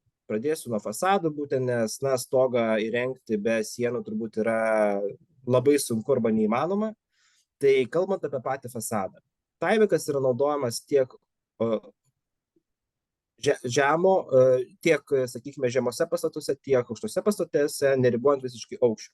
Taip yra tam tikri ribojimai dėl gaisringumo, bet šitoje vietoje mes irgi turime sprendimus. Dabar kokį Tyveką ir kur rinktis ir kokie yra skirtumai. Kalbant apie patį fasadą, nepriklausomai ar tai būtų medinė konstrukcija, ar būtų gelžbetoninė konstrukcija, ar tai būtų plytos, absoliučiai jokio skirtumo. Jeigu norima pastatą ir konstrukcijos apsaugoti nuo vandens, mes visą laiką rekomenduojam pagalvoti apie 3 Tyvekus. Tai yra Tyvek Softas, Tyvek House Wrapas ir Tyvek Solidas. Numeriai, kuriuos jūs matote, tai ir mūsų vidiniai stilių numeriai, tai yra būtent jau labiau skirta rangovo arba mums, sakykime, komunikacijoje, bet tiesiog, ta prasme, komercinio pavadinimo, kaip galima įsireikšti. Dabar kokie yra esminiai skirtumai? Kalbant apie pačias difuzinės membranas, yra labai svarbu žinoti, kad esminė savybė, kuri iš tiesų nulėmė ilgamžiškumą difuzinės membranos, yra funkcinis sluoksnis. Mes galim kalbėti apie daug dalykų, apie membranos svorį, apie spalvą, apie kitus dalykus, bet niekas iš šitų parametrų, ką paskutinius išvardinau, kaip svoris ar spalva, nenusako apie produkto svarbą, ilgamžiškumą arba kokybę. Aš gal pavyzdį tokį gyvenimišką pateiksiu, jeigu aš jums pasakyčiau, mašina yra raudona. Tai jinai yra nauja, jinai yra gera, jinai ilgaamžė, niekas nežino, tai yra tiesiog spalva. Tai lygiai taip pat ir difuziniai membranai reikėtų vengti projektuose turėti svorį, nes svoris nieko nenulėmė. Reikia žiūrėti funkcinio sluoksnio storį, nes tik tai funkcinis sluoksnis apsaugo būtent difuziniai membranai nuo vandens patekimo į pastatą, tik tai jisai, niekas daugiau. Tai skirtumas tarp šitų trijų produktų, softas ir house wrapas, yra gaminamas su 175 mikronų funkciniu sluoksniu. Jeigu jūs norite turėti stipresnį funkcinių sluoksnį savo pastatuose arba jį specifikuoti, tai jums tada reikėtų pasirinkti Tyvek solidą. Kitas skirtumas tarp šitų trijų membranų, tokių bazinių, kurias visą laiką rekomenduoju fasaduose, tai softas ir house wrapas turi 15 metų garantiją. Tai yra garantija, kurią DuPontas suteikia. Ne rangovas, ne pardavėjas, bet mes gamintojas suteikiam būtent galutiniam vartotojui tokią garantiją. Ir yra trečias gaminys šitoj skaidrėje, tai yra solidas. Tai solidas, kadangi turi storesnį funkcinį sluoksnį, tai jisai turi mūsų 25 metų garantiją. Na, iš tiesų, ta garantija reiškia, kad mes garantuojam per tą laiką, kad membrana nebus sandari, netaps visiškai laidi vandenį, tai netaps W3 klasės. Tai iš principo tai yra būtent ką mes sakom ir garantuojam. Kalbant apie savybės, tai apie savybės aš jau paminėjau, svarbu žiūrėti į keletą iš jų. Tai yra pirmas dalykas funkcinio sluoksnio storis, nes kuo storesnis funkcinis sluoksnis, to membrana yra kokybiškesnė, ilgamžiškesnė. Ir tai nėra mūsų kažkoks sugalvotas mitas, tai yra įvairiausiais nepriklausomais tyrimais su atidarytais stogais Europoje įrodytas faktas. Kitas dalykas – atsparumas temperatūrai. Kodėl šitą parametrą svarbu įrašyti, aš aišku prie jo sugrįšiu labiau prie stogų temos, bet kodėl tas parametras yra svarbus? Jeigu mes žiūrėtume į C reikalavimą, o reiškia visos membranos, kurios yra parduodamos Europoje, jūs privalo turėti C, C sako, kad membrana privalo atlaikyti 70 laipsnių temperatūrą. Na, realybė yra tokia, šiek tiek užbėgu įvykiam už akių, kad po plieniniais stogais vasaros metu membranos pietinėje pusėje įkaista iki 90 laipsnių. Tai reiškia, kad jeigu mes imame produktą, kuris tiesiog turi C ir neturi papildomą, sakykime, atsparumo temperatūrai, kas nutinka su ta membrana? Membrana, jeigu taip įsireikšti, sudega. Tai yra, jinai pradeda aižėti per 5-6 metus. Reiškia, po tokio laikotarpio mes atidarę stogą, mes nebeturime membranos, jinai yra visiškai laidi vandeniui, vėjui ir mes turime ją pakeisti, kas yra beprotiškai brangu. Kitas dalykas tai yra atsparumas vandeniui. Aš visą laiką sakau, kad jeigu mes norim apsaugoti nuo vandens pastatą, membranos privalo būti W1 klasės. Čia privalo būti. Kitas niuansas yra pailgėjimas prie didžiausio tempimo, tai nėra taip aktualu fasadams, tai yra labiau aktualu stogams, bet iš principo, kuo membrana mažiau tampri, kuo jinai labiau standi, reiškia, ją vis mažiau plazdens vėjas, ypatingai kai mes turime stiprų vėją, visai neseniai mes jį turėjom kai kuriuose vietose uraganus Lietuvoje, tai reiškia, jinai mažiau plazdens, jinai mažiau lies grėbėstus arba apdailinės plokštės ir taip mechaniškai dils. Tai reiškia, kuo jinai mažiau tampresnė, tuo jinai yra tinkamesnė mūsų klimatui ir mūsų pastatams. Kalbant apie pastatus, kurie tikrai populiarėja ir Lietuvoje, ir Europoje, tai yra pastatai, kuriuose yra suprojektuojami atviri fasadai, arba kitaip sakant, naudojamas apdailinės plokštės, tarp kurių yra tarpas ir per tą tarpą UV gali tiesiai paliesti arba pasiekti membraną. Tai tokiuose pastatuose jūs negalite naudoti standartinių membranų. Ir tai yra ES reikalavimas ir normatyvas. Kodėl? Standartinės membranos, kad gautų C sertifikatą, jos praeina 336 valandų UV testą. Jeigu po to testo jos vis yra dar sandarius ir turi W1, viskas yra tvarkoje, jos gauna C, pažymimos ir važiuoja į rinką. Jeigu mes kalbame apie atvirus fasadus, čia jau galioja kitas normatyvas. Reiškia, tokio tipo membranos jos praeina labai griežtus reikalavimus dėl atsparumo UV. Pirmas dalykas, minimalus reikalavimas, kad jos būtų atsparios bent jau 5000 valandų UV kameroj. ir tada, jeigu tą testą praeina, tada jos gali būti naudojamos atviruose fasaduose. Mes turime šitą sistemą atviriem fasadam daugiau negu 8-9 metus, jeigu gal net daugiau negu 10, atsiprašau, metų. Jinai naudojama absoliučiai visur. Pliusas toksai, kad mes turim ir lipnės juostas, būtent specialiai, kurios labai yra atsparios UV. Mes turime ir pačią membraną. Membrana yra visiškai juoda, be jokių logotipų, be nieko, tai reiškia, gali būti fasaduose. Yra tam tikri dizaino reikalavimai, tai tarpas tarp dailylenčių arba apdailos plokščių negali būti didesnis negu 2 cm. Jeigu yra didesnis, tai prezentacijos pabaigoje rasite mano kontaktus, o galiausiai tą prezentaciją pasidalinsiu su jumis irgi. Tai iš principo, jeigu yra didesnis tarpas, tada tikrai kreipkitės į mane, mes turime techninę komandą, kuri įvertins, kur tas pastatas yra ir žiūrėsime, kokius sprendimam geriausia, optimaliausia pasirinkti.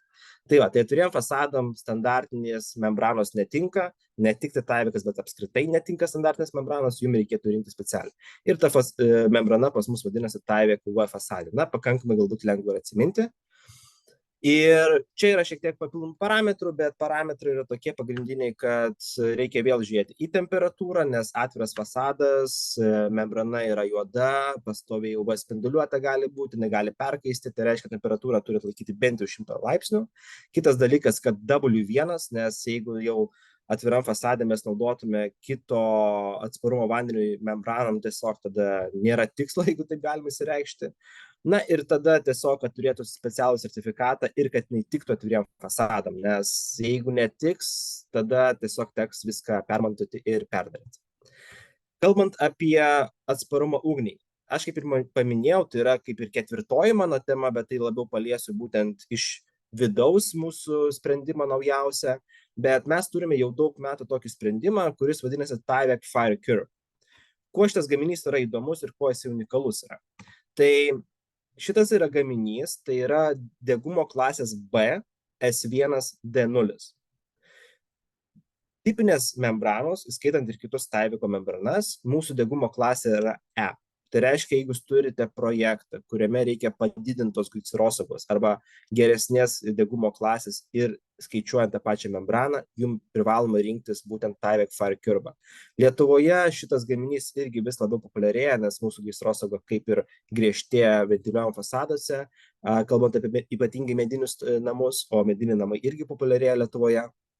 Tai iš principo yra paprastas sprendimas. Dabar, kur yra žavesys šitos membranos? Tai pirmas dalykas, šita klasė BS1D0 yra pačios membranos. Tai reiškia, jūs galite laisvai pakabinti ore, jinai turės šitą degumo klasę.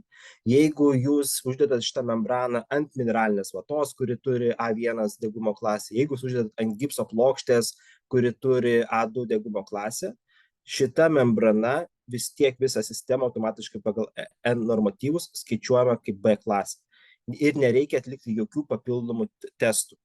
Tai mes turime visus testus atlikę patys, jeigu reikės, mes galim patiekti, atsiųsti ir jūs galite dėti projektą, bet iš principo tai yra niuansas. Dabar, ką aš noriu akcentuoti šitoje vietoje? Dažnai projektas aš matau darant klaidą, jog nurodoma ne EN klasė, būtent kai šitoje lentelėje BS1D0, bet nurodomas DIN standartas. Kur yra klaida? Pirmas dalykas, DIN standartas negalioja niekur kitur išskyrus Vokietijoje. Antras dalykas, kad jeigu mes žiūrėtume į DIN standartą ir tenai yra šita degumo klasė B, išvertus į EN standartą, degumo klasė reiškia yra E.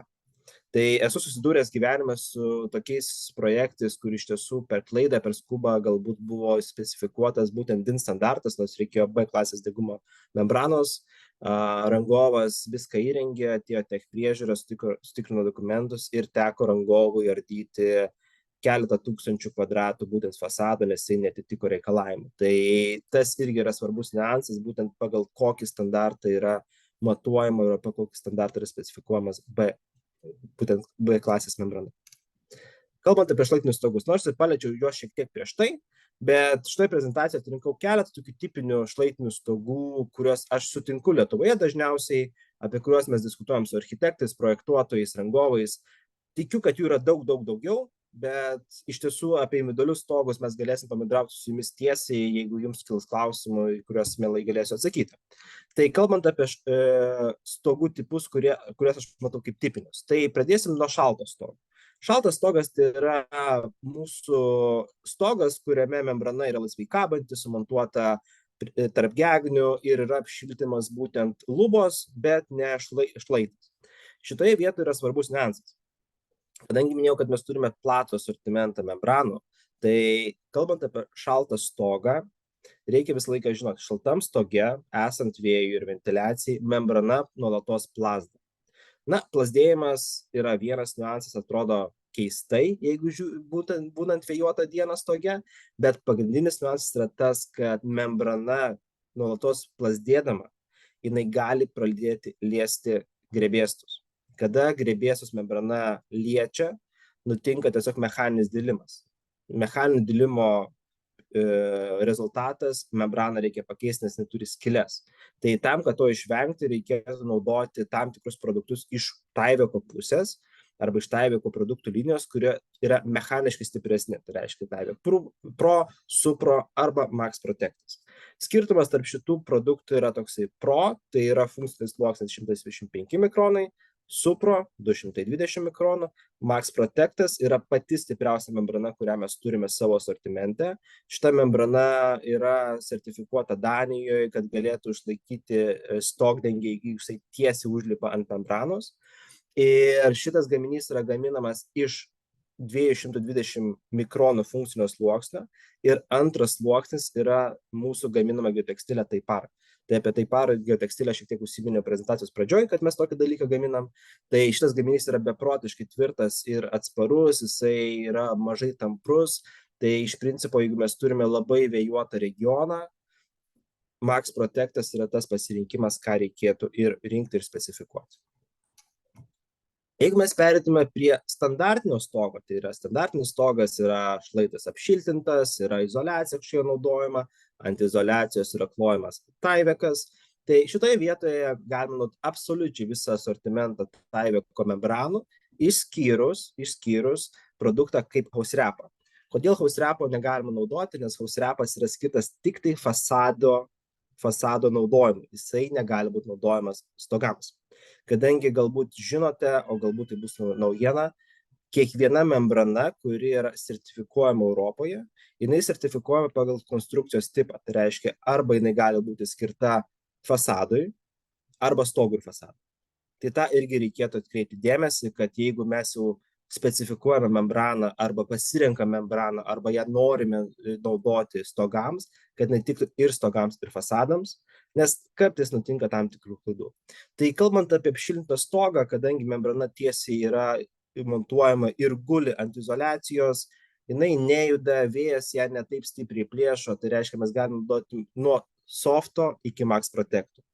Kurį gaminį labiausiai pasirinkti, čia priklauso nuo tam tikrų poreikių, sakykime, ar reikia integruotos juostos, kad greičiau vyktų darbas, jeigu reikia, tada renkamės Pro arba Supro. Jeigu mes planuojame tą juostą perdengime klijuoti ant viršaus membranos, viskas yra super, tada mes galime soft arba solidą pasirinkti. Tai vėlgi tai priklauso nuo tam tikrų savybių. Jeigu, sakyčiau, būčiau aš, tai softas yra puikus gaminys, kurį galime naudoti universaliai tiek stoge, tiek fasade. Aišku, reikia atsiminti, kad softas, jisai tinka tik tai ant izoliuotų stogų. Jeigu yra šaltas stogas, nei softas, nei solidas, netinka. Mes rekomenduojam Pro, Supro. Kalbant apie stogus, kurie turi kažkokias medinės plokštumas arba, sakykime, tvirtą pagrindą ir ant jo yra klojama membrana, tai iš mūsų patirties labiausiai rekomenduojame rinktis nuo solido iki Max Protecto dėl paprastos priežasties. Nutinka gyvenimas ir stogdengiai rangovai tiesiog palaipo ant tos membranos. Na ir mes žinome, kad statybvietėje niekas nevaikšto su sportiniais bateliais, tai yra darbo batai apsauginiai, jie yra šiurkštus, jie yra grubus, tai tam, kad laipant ant membranos ją būtų sunkiau pažeisti, mes vien tik dėl to sakom dėl mechaninių savybių. Jeigu mes stoguose turim kažkokį tvirtesnį pagrindą, lentų grebestavimą, ar medinės plokštumas, ar steiko plokštės, ant kurio mes dedame Tyveką, naudokit bent nuo solido iki Max Protecto vien tik tam, kad išvengti klaidų statybos metu. Ir kitas toksai gaminys, kuris yra labai įdomus, tai yra Tyvek Metal. Tai yra gaminys, kuris yra difuzinė membrana turinti kelių milimetrų, tai yra 2 milimetrų.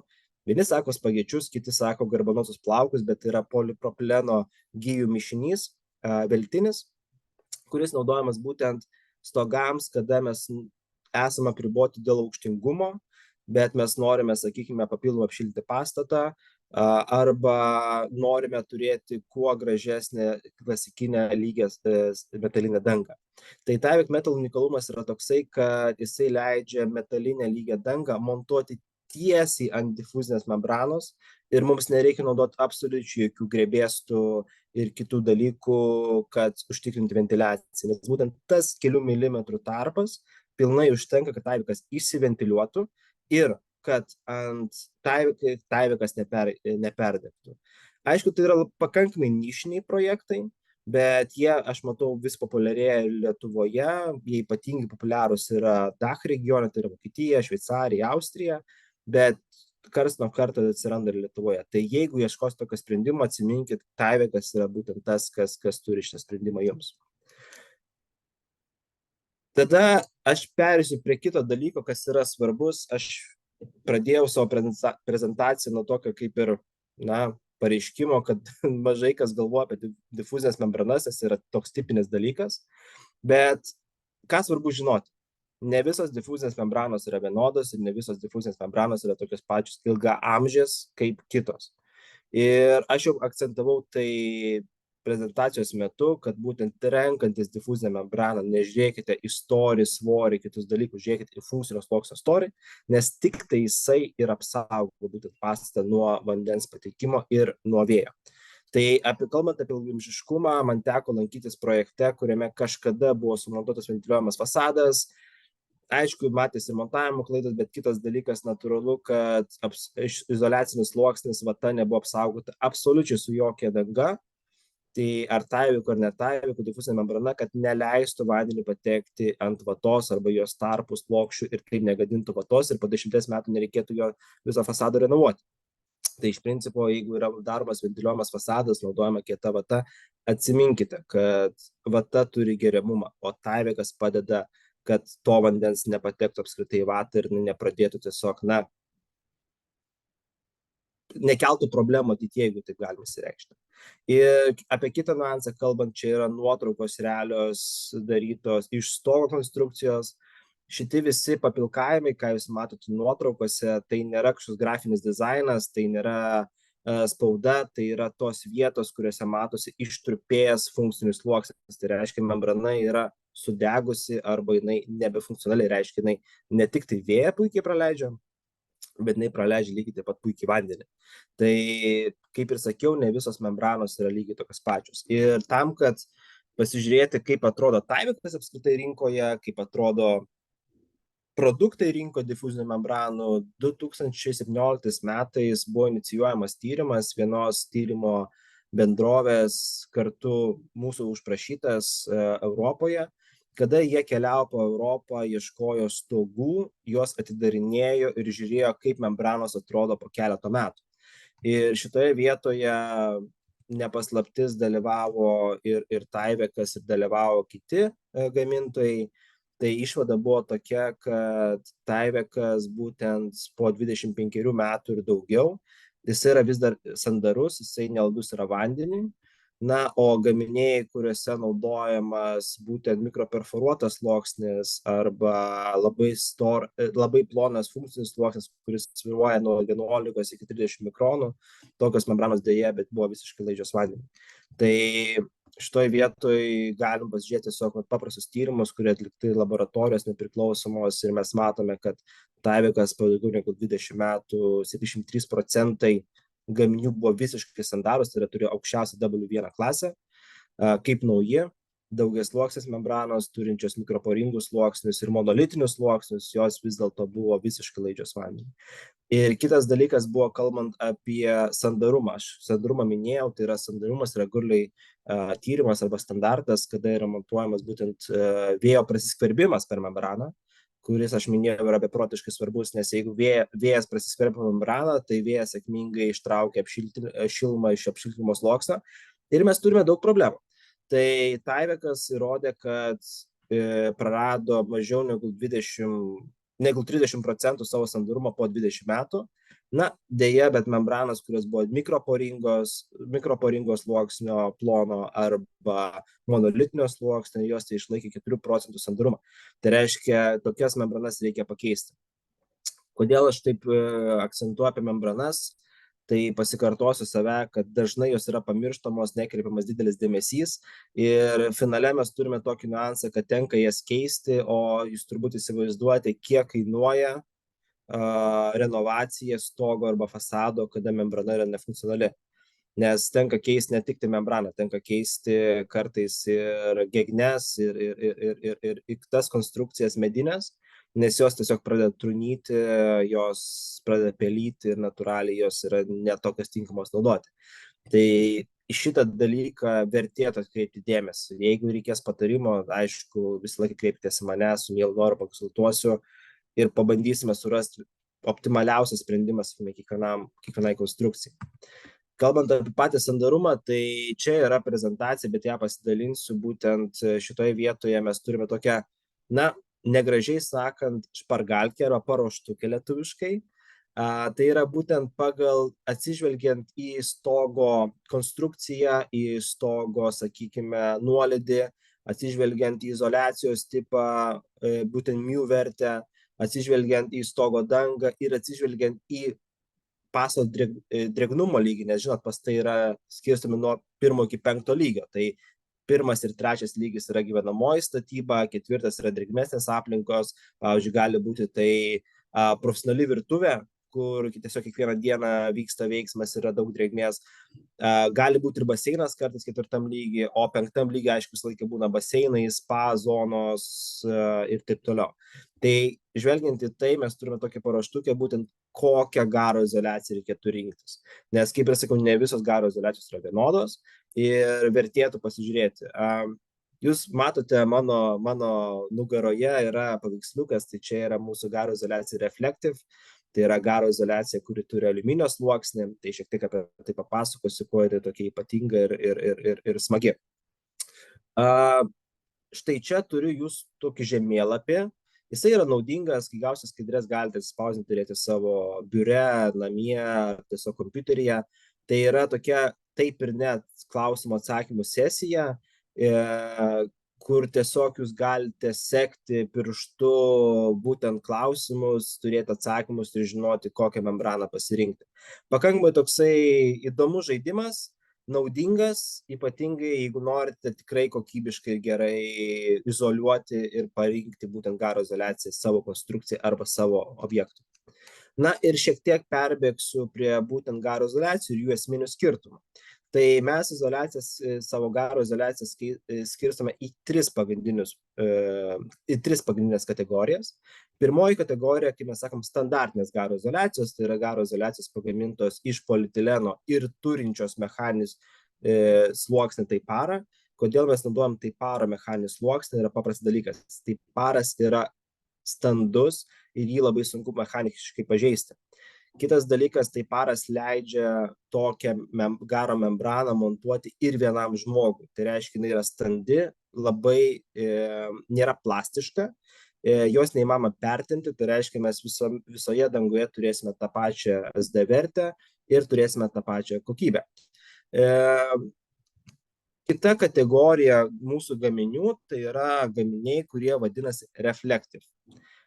Reflective gaminiai pasižymi išskirtinumu tuo, pirmas dalykas, kad jie tinka naudoti labai drėgnose pastatuose, kaip pavyzdžiui, baseinai, profesionalios virtuvės ir panašiai, kadangi jų SD vertė yra 2000 metrų. Tai yra beprotiškai didelė vertė, turint galvoje, kad standartinė garo izoliacijos SD vertė svyruoja nuo 5 metrų iki 100 standartinio polietileno. Ir kitas dalykas, kad būtent šitie gaminiai mūsų turi labai mažą vadinamą emisiją. arba jie tiesiog padidina šiluminio efektyvumo pastato, jie sugeba iki 25% šilumos atspindėti atgal. Ir tai yra dėl paprasto dalyko, tai yra dėl to, nes šitie gaminiai turi aliuminio sluoksnį, tikro aliuminio sluoksnį, nedažyti, kad gražiai blizgėtų. Kita kategorija gaminių, galbūt jau teko jums susidurti, tai yra gaminiai, kurie turi kintamos SD vertės koeficientą. Kas yra ta kintama SD vertė ir su kuo, kaip sakoma, jinai valgoma? Tai yra gaminiai, kurie sugeba prisitaikyti prie drėgmės esančios konstrukcijos viduje ir pastato viduje. Ir jeigu konstrukcijos viduje drėgmė yra per didelė, tą drėgmės perteklių šitas gaminys grąžina atgal į pastato vidų, tai reiškia leidžia konstrukcijai džiūti. Tai jeigu mes, tarkim, turime konstrukciją, kuri yra, kaip čia pavyzdys, yra neventiliuojama ir geras pavyzdys būtų kompaktinio tipo stogai Norvegijoje. Tai šitoje konstrukcijoje yra beprotiškai didelė rizika, kad atsiras kondensatas. Per laiką bėgant, jeigu mes neturėsime kintamos SD vertės membranos, nutiks toks niuansas, kad tas kondensatas tiesiog kaupsis. Na ir pagaliau pradės gadinti konstrukcijas arba pradės viskas bėgti pas mus atgal į pastatą. Tai tam, kad to nebūtų, yra naudojamas išmanios garo izoliacijos. Kitas pavyzdys yra renovacija.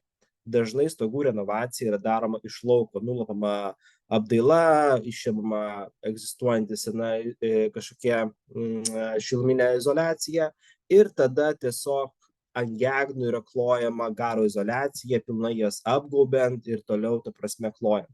Tai jeigu yra naudojama, yra vykdoma, tai yra renovacija iš lauko, negalite naudoti jokiais būdais standartinės garo izoliacijos. Kodėl? Tikėtina, kad tokiam pastate pačios gegnės turės drėgmės. Ir jeigu mes neleisime drėgmei pasišalinti, tiesiog mes jas supūdysim. Tai jeigu yra daroma atliekama renovacija iš lauko stogo arba renovacija fasado iš lauko, privalom naudoti tik tai išmanią garo izoliaciją, kaip pavyzdys AirGuard Smart. Dar mes turime begalį įvairiausių sandarinimo priedų, nes, kaip ir paminėjau prieš tai, tik tai turėti garo izoliaciją arba tik tai difuzinę membraną, to pilnai neužtenka, reikia viską užsandarinti. Su lipniam juostom, su butilinėm medžiagom, su įvairiausiais vadinamas sylantais sandarikliais ir taip toliau. Tai nebėgsiu šitoje prezentacijoje per detalės, bet lygiai taip pat mes turime tokią paruoštukę naudingą, kurioje yra konkreti sandarimo medžiaga, tai yra lipni juosta arba sandariklis ir prie kokios konstrukcijos jinai labiausiai tinka. Tai jeigu matote žalią šviesą, tada viskas puiku, tinka. Jeigu jūs matote oranžinį taškiuką, šita medžiaga kaip ir tinka, bet iš tiesų reikėtų žiūrėti geresnę alternatyvą. Tai reiškia, kad vis dėlto rekomenduotume rinktis. Jeigu kyla klausimas, jūs tikrai norite naudoti vieną ar kitą sandarimo medžiagą ir jūs matote oranžinį taškiuką, skambinat, rašot man, pažiūrim į situaciją ir bandom išspręsti ir turėti geriausią sprendimą. Tai turime įvairiausių gaminių, turime ir įvairiausių video mokymų, jeigu to reikia, daro mokymus ir statybvietėje, tai iš esmės tikrai viską galima padaryti, nes mūsų tikslas yra sukurti pastatą arba padėti sukurti pastatą tiek projektuotam, tiek architektam, tiek rangovam, kuris kels kuo mažiau problemų tiek gyventojui, tiek tam žmogui, kuris suprojektavo, padėjo suprojektuoti arba pastatė pastatą daug dešimtmečių.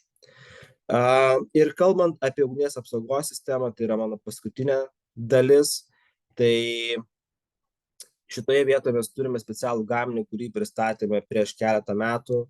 Tai yra gaminys, kuris vadinasi AirGuard A2. Tai yra garo izoliacija, kuri naudojama viduje. Jos išskirtinumas toksai pirmas, kad jinai turi SD vertę netgi 4900 metrų. Jeigu aš prieš tai kalbėjau apie labai gerą izoliaciją, garo Reflective, kurią sakiau, galima naudoti baseinos ir jinai turi garo SD vertę 2000 metrų, tai šitoji garo izoliacija AirGuard A2 turi daugiau negu 2 kartus didesnį atsparumą garams. Tai jeigu mes turime ne tik tai, kad mums reikia padidinti gaisrinę klasę, bet mes norime ir pilnai izoliuoti garą ir sumažinti jo patekimo riziką į konstrukciją, tai yra šitas gaminys, ką reikėtų ir derėtų pasirinkti. Na ir panaudojimas, kadangi šita garo izoliacija tinka nuo baseinų iki vindulių pastatų, jisai yra labai plataus spektro. Lygiai taip pat mes turime šitam gaminiui natūralų ir specialias sandarinimo medžiagas, kadangi gaisrosauga reikalauja specialių sandarinimo medžiagų, mes turime lipnią juostą skirtą būtent šitam gaminiui, kurios degumo klasė yra A2. Tai reiškia, jeigu yra montuojama šita garo izoliacija, privaloma naudoti ir specialią lipnią juostą. Na ir pasikartosiu, jeigu kalbant apie pastato išorę, mes turime FireCure gaminį, jisai gali būti naudojamas ir stogose, ir sienose, būtent kurios degumo klasė yra B. Toksai niuansas, kurį, manau, svarbu akcentuoti ir galbūt priminti, galbūt pasakyti naujieną. Europoje vis labiau populiarėja būtent vertinti pastatų ilgaamžiškumą. Ir tai nulemia, kad architektams, projektuotojams, rangovams, medinių namų gamintojams vis aktualiau yra turėti gaminius, kurie turi EPD sertifikatus. Tai ką aš noriu akcentuoti ir jums pasakyti, kadangi DuPontas labai žiūri į tvarumą, žiūri į pasaulį, sukurti, kad jis egzistuotų dar šimtmečius, mes turime EPD sertifikatus savo gaminiams. Ne tik tai difuzinėms membranoms, ne tik tai garo izoliacijoms, bet ir lipnioms juostoms. Tai jeigu kils toksai poreikis, gavę šią prezentaciją, jūs pamatysite šitas nuorodas aktyves, tai reiškia, jūs galite atsisiųsti savo telefoną, kompiuterį, iPadą ar bet kur, įsisaugoti ir tikrai naudoti. Kitas dalykas, EPD sertifikatai, aišku, natūraliai visą laiką reikia ofisų pastatams, kurie daromi projektuojami pagal lydą arba BREEAM. Tai lygiai taip pat Tyvek padeda surinkti tam tikrą papildomų taškų kiekį, tam, kad gali rangovas arba pastato savininkas galėtų turėti patį aukščiausią įmanomą sertifikatą. Na ir pabaigai, pagalvojimui, kur nueis mūsų statybos ateityje. Ar mes po 10 metų statysime namus kaip ir dabar, o galbūt kažkas pasikeis. Tai tiesiog noriu pasidalinti, galbūt ir teko girdėti Lietuvoje tokį dalyką, kad pradės populiarėti renovacija, kuri bus daroma ne iš apšiltinimo medžiagų ir kitų konstrukcijų, kurios atvažiuoja į statybvietę ir surenkamos, bet būtent iš medinių panelių. Tai yra panelės, kurios yra pagaminamos gamyklose, atvežamos į statybvietę, surenkamos kaip Lego ir tiesiog po mėnesio ar 2 pastatas yra pilnai renovuotas, izoliuotas ir žmonės netgi neturėjo iš jo įsikelti. Tai ar tai yra nauja ateitis ir banga? Taip. Ar yra naujų iššūkių? Žinom. Tai jeigu susidursite su tokia renovacija, norėsite konsultacijos, kreipkitės vėlgi mane. Tikrai pabandysiu padėti ir papasakoti, kas vyksta įvairiose šalyse ir galbūt kaip tą galima padaryti Lietuvoje, jeigu tokių projektų jūs turėsite.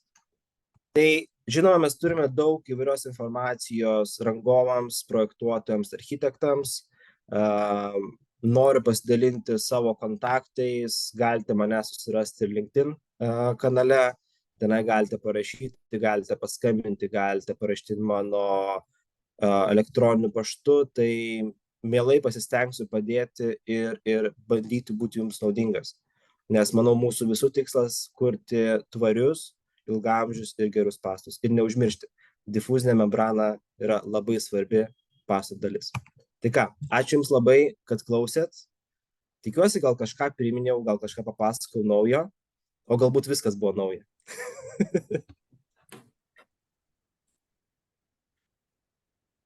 Taip, ačiū Šarūnai. Mačiau, yra porą klausimų. Matau porą klausimų, tai Edita klausia, koks tinkamas priešgaisrinių durų sandarinimas. Edita, nesu geriausias ekspertas šitoje vietoje, nes matote, mes negaminam priešgaisrinių durų ir šitoje vietoje yra specifika. Mano žinomis yra naudojamas įvairiausi sandarikliai silikonai, kurie būtent yra priešgaisriniai. Iš priešgaisrinių produktų sandarinimo mes gaminame ir tiekiame vieno komponento putas, kurios yra B1 degumo klasės. Tai jeigu kalbant apie sprendimą su poliuretano putom, tai mes tokį dalyką turim, bet jeigu jums reikia detalios schemos, kaip naudoti ir užsandarinti būtent priešgaisrinės duris, tai šitoj vietoje reikėtų kreiptis į būtent durų gamintoją, nes kiekvieno durų gamintojas turi savo schemą ir savo sistemą. Ir matau, Kornelijus klausė, ar Izola Tyvek ir DuPont Tyvek yra tos pačios membranos. Taip, Kornelijau, tai yra tos pačios membranos. Izola yra mūsų partneris, kuris yra įsikūręs Norvegijoje, Švedijoje ir Danijoje. Mes jiem tiekiame membranas, ant kurių jie užsideda savo prekinį ženklą. Bet iš principo visos membranos, kurios atkeliauja į Lietuvą, į Vokietiją, į Norvegiją, į Islandiją ar bet kur į MEA regioną, į vidurio rytus, yra gaminamos Liuksemburge. Mes Liuksemburge turim 4 savo gamyklas ir 2 gamyklos yra būtent, viena yra Tyveko, kita Typaro ir iš tų gaminių mes gaminame vairiausius gaminius statybom. Dimitrijau, atsakant jūsų klausimą, B1 standartas yra DINO standartas. Poliuretano putos tik tai 2 komponentų reikalauja C sertifikato ir reikalauja N standarto.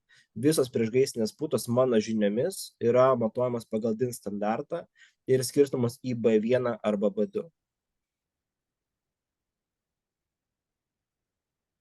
Tai tikiuosi, kad atsakiau klausimus.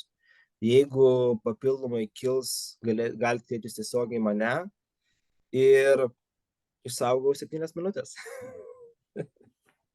Taip.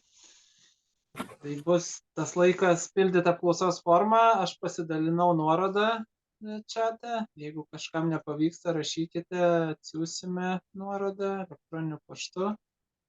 Ir dar kartą ačiū Šarūnui ir iki kito karto. Iki. Iki.